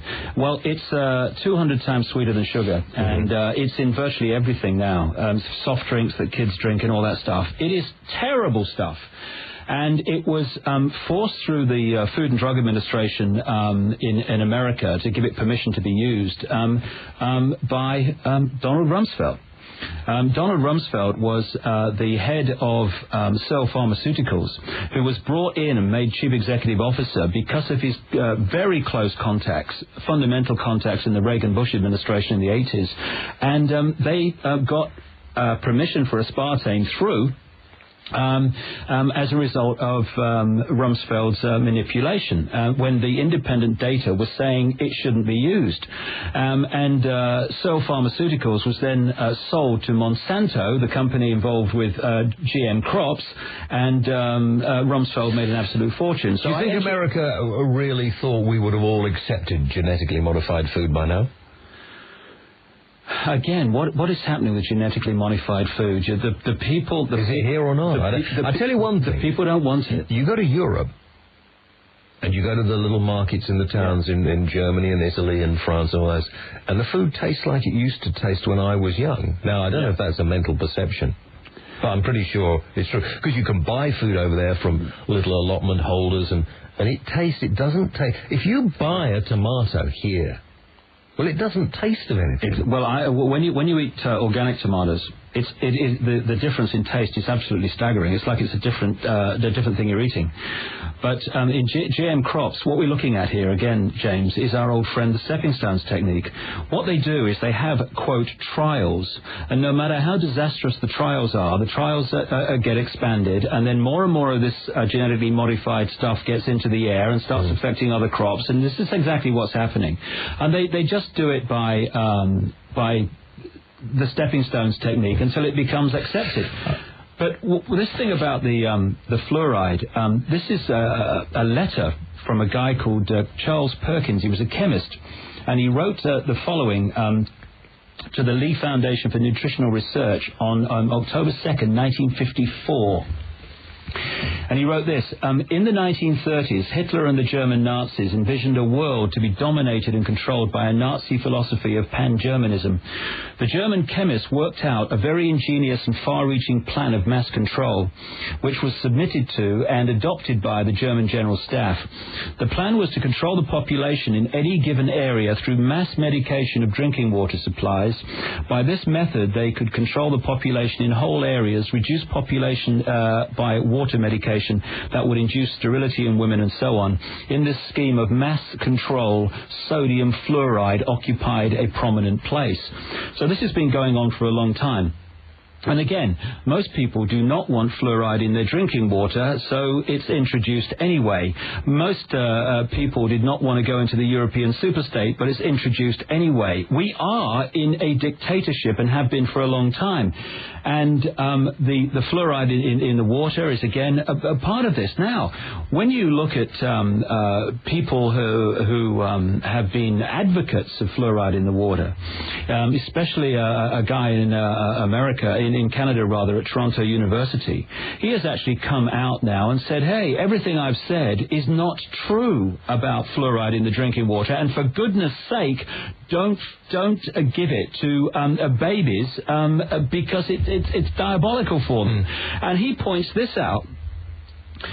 Fluoride has been in drinking water in Toronto for 30 years or something. It's not in drinking water in Vancouver. Vancouver has fewer tooth cavities per head of population than Toronto, considerably fewer. It's supposed to be good for your teeth. Who says? Okay, we'll take a break. Back after this. The UK's best talk radio station, 1089 and 1053 AM. Talk Sport.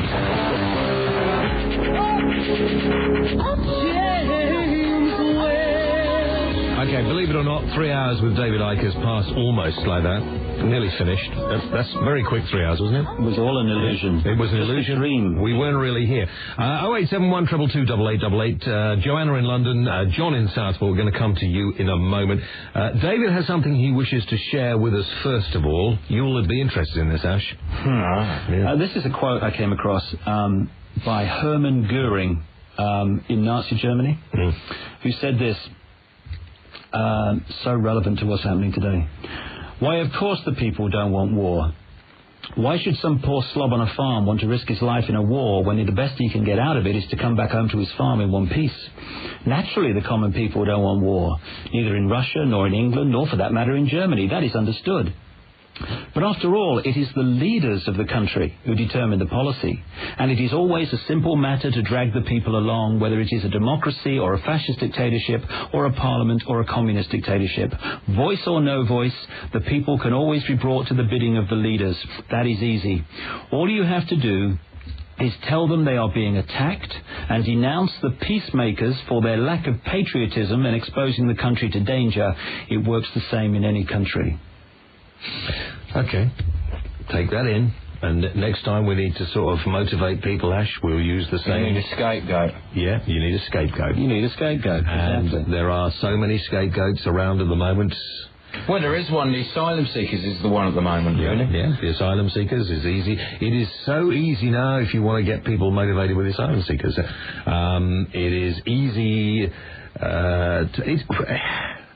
all he's saying is what, of course, those of us in the media have known for years. If you want to get a reaction, or you want to get people to sort of... What I really want people to do is people to actually to have that reaction, but actually to think about how they're being manipulated. Again, we come back to this question. If people just keep asking this question every day when these things are happening, who benefits? And invariably, who benefits is anyone that wants to take more freedom away, that wants to advance the war on terrorism, and wants to centralize power again and again. No human being you've ever met wants to fight. Nobody wants to fight. Nobody wants to... What? Iraqis don't want to fight. Saudis don't want to fight. Palestinians don't want to fight. Israelis don't want to fight. So you manipulate situations where you play one against the other, and then you cause them to fight. The politicians want war because it gives them a power base. Hey, I have got... This is a foolproof method, eh? I've got a way to end all war. anyone who declares war has to fight on the front line from day one. Well, if the politicians were made to do the fighting, there would be no war. Exactly. Right. Yeah. They get the fodder. They get the fodder. They get the fodder soldiers to fight it for them. And they. That's an interesting point. My little friend over there makes. He said, in the olden days, of course, wars, it was the kings who used to lead their troops, and that wasn't so. It was nasty and bloody and horrible, but it wasn't quite so difficult. And we were a little more ignorant in those days, Ash, weren't we? Yeah, we have a president that avoided the draft of Vietnam while supporting conscription for others by getting into the Texas Air National Guard in one day, which was absolutely unheard of, and that was his only way of not being drafted to Vietnam. Another person who supported conscription for others for Vietnam but got out of going himself was called Dick Cheney. Mine, I wouldn't have wanted to go to Vietnam. Exactly, exactly. But then don't support it for others. Matrix. Yeah. Got a view on The Matrix, haven't you? I think The Matrix movie is the greatest visual representation of this illusion we live in that as yet happen. I'm looking forward to where they go with it in the second one. But it's also interesting that whoever the people that wrote that understand the nature of reality. There's no doubt about that. And it's interesting that the person who is the hero, who eventually sees and realizes it's all an illusion, is called the One. And he's called Neo, which is made up of the letters of one. Because oneness, when we become connected to all that is again, that's when we start to observe this illusion and see it as an illusion. When we stop this disconnection that we have, when we're caught in the illusion of everything's disconnected, we ourselves are disconnected, we see the world is disconnected. When we actually get back in connection with the bigger consciousness, we then observe this world from that level of understanding, and we see a completely different world. In The Matrix, at the end, if you remember, when he reaches that point of self-realization that it's all an illusion and there is no death, and if he doesn't have the reality that he can die, then he can't. He doesn't see the Matrix as people and walls and anything anymore. He sees it as a series of mathematical codes. And that's basically what this world is. It's a series of frequency fields, and we turn those frequency fields into holographic illusions by observing them. How many people realize, I didn't know, that what we call particles that make up the physical world, they take two forms. One is as a particle and one is as a waveform. They take both forms. The only time the waveform becomes particle form is when it's observed. When it's not being observed, it's a waveform. And as soon as it's observed, they have, what do they call it, the wave collapse. It becomes particle. Okay. It's all an illusion. Couple more calls, which, illusion or not, they're here. Joanna in London, you're on the air at long last, through to David Icke. Oh, hi. Hi, David. Hello, Joanna. Pleasure to speak to you. Yeah, you too. Hi. Hi, James. Hi. There's so much that I want to say, but obviously no time. But I was really interested in what you were saying about the Matrix. And also, I feel that we have created panic. We've also put our panic...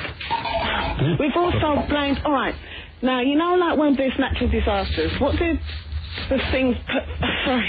people first say? It's the act of God. Yeah? Uh-huh. Now, I think... This is my truth. All right? God is love. All right? Without love, there is hatred and fear and separation. Now, if we all do love one another, we can reach to a much higher level. But apart from that, if you believe in God or not, it's beside the point. But I do, and I feel that everything that has happened now, or will happen, God has seen it already. And even though these people who are the Illuminati think they're in control, they really aren't in control. Yeah, I agree with that. But the concept of God, I think, has been a real means of controlling and dividing people, because so many of the religions have God, this God figure, as apart from the rest of us, and we kind of stand there and look up at God. Oh God, oh I'm down here, and then there's Jesus. Oh Jesus, I'm looking up to Jesus on a pedestal. And again, what it is saying is, I am not. But religion is designed to control everything. Exactly. Once you start to realize that these concepts of God and all this stuff, there is one infinite consciousness of which we are all a part. And therefore, it's not someone up there and us down here. That's part of the division, part of, oh, I've got no power, I'm just Joe Public, come on, Jesus, help me. We're actually the one consciousness also. And once you start to get that reality, the idea you do not have power to control your own destiny, the idea that you're going to give power away to some group of people to tell you what to think and tell you what to do, the idea that you're going to keep your mouth shut and your head down because you're frightened of what a few people might say about you, takes on a totally different concept, and you start coming into your own power. Instead of seeing yourself as ordinary Joe Public, what can I do? Okay. Thank you, Joanna. Let's go to John in Southbourne. Hi, John. You're on the air. Hello, David. Hello, John. Hello, James. Hi. Just got a couple of questions. The first one is about something specific that was in the news a few years ago. Yeah. It was in the newspapers, which I found very interesting, but then the story just seemed to disappear. It was about a group of scientists. I think they were working at government laboratories south of England. And this is actually reported in the mainstream press. And quite a few of them disappeared or died early, or I think 2 even committed suicide. Yeah. And the story ran for a couple of days, and then suddenly you think, where's this heading? And I didn't hear anything of it ever again, and I haven't for about 5 years. I just wonder if you know anything about that. Yeah, I featured it in one of my books some years ago. Suddenly, people working in the same departments and working in very, very high-tech, advanced defense technologies suddenly started dying. One guy left his meal, got in his car in London, drove to Bristol, and apparently threw himself off the Bristol suspension bridge when he had no connection to Bristol whatsoever. Another guy went missing one weekend, and he went missing for hours and hours and hours. And his wife eventually called the police because he said, I'm just going down to fill the car up with petrol. Never came back for hours. Eventually, he comes back, and the policeman is actually in the house with his wife. And he was asked the obvious question, where the hell have you been? And he made some kind of meaningless remark about, I just wanted some space and all that stuff. And his wife said that from the time he got back, he was not the same person. He was very strange. That Monday morning, about a day later, he gets in his car to drive to work to one of these defence establishments. He's driving down a dual carriageway, suddenly turns off, goes across the dual carriageway, back down the other side, and drives into a disused little chef building and blows himself away. Yeah. And there were so many of these bizarre stories all happening to the people who were basically working in the same area. And like you say, there was stories about it at one time, and there was even a book written about it, but suddenly then it disappears.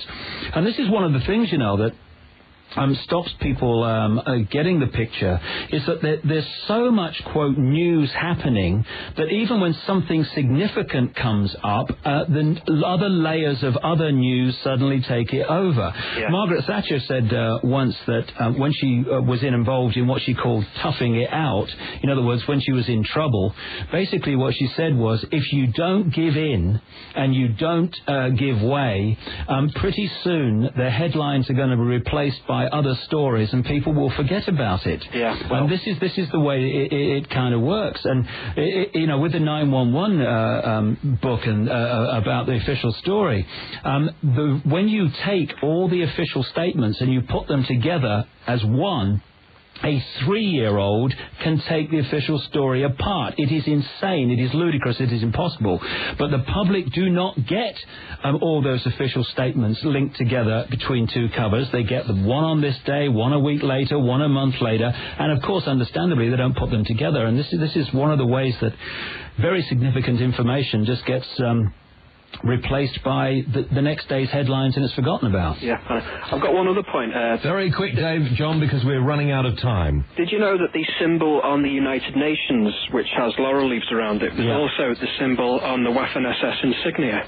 Doesn't surprise me at all. Well, I think the laurel leaves were also the symbol of the Roman emperors as well. Yeah, John, the Rome was a major centre for these Illuminati through history at the time of the Roman Empire. Yes, they moved from Babylon to Rome.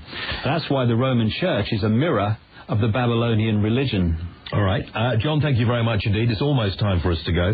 A couple of things here. This Martin in Oldham said, has it been noticed that the euro has now reached parity with the US dollar? Oh, has it? Well, as I've been writing for years, the idea is to have a single world currency, and the euro is not it. It is a stepping stone to it. They want to bring it all under one currency because, as Mayer Amstel Rothschild said, the creator of the Rothschild banking dynasty, give me control of a nation's currency and I don't care who makes the laws. And very quickly, Dave, because the music started, we've got to be out in a couple of seconds. Yep. I mean, a lot of the criticism I'm reading here about you is that your books are selling fantastically well, and that this, you're just making huge amounts of money out of this, more than you'd ever made out of television. But I can hear the people that know me laughing as I speak. Of course, my books are selling increasingly well, but when you publish your own books, the costs of doing it are enormous. And if I was into this for the money, I would never have left television. David, can't wait to see what revelations you make in the next year or so. Thank you very much indeed. I'm on at the Brixton Academy June the 7th. 6 hours. 6 hours? And hundreds of illustrations. 3 hours have gone quickly. Mark Green is next. I'll see you tomorrow night. Don't forget davidicke.com. Thanks, David. Thanks, mate.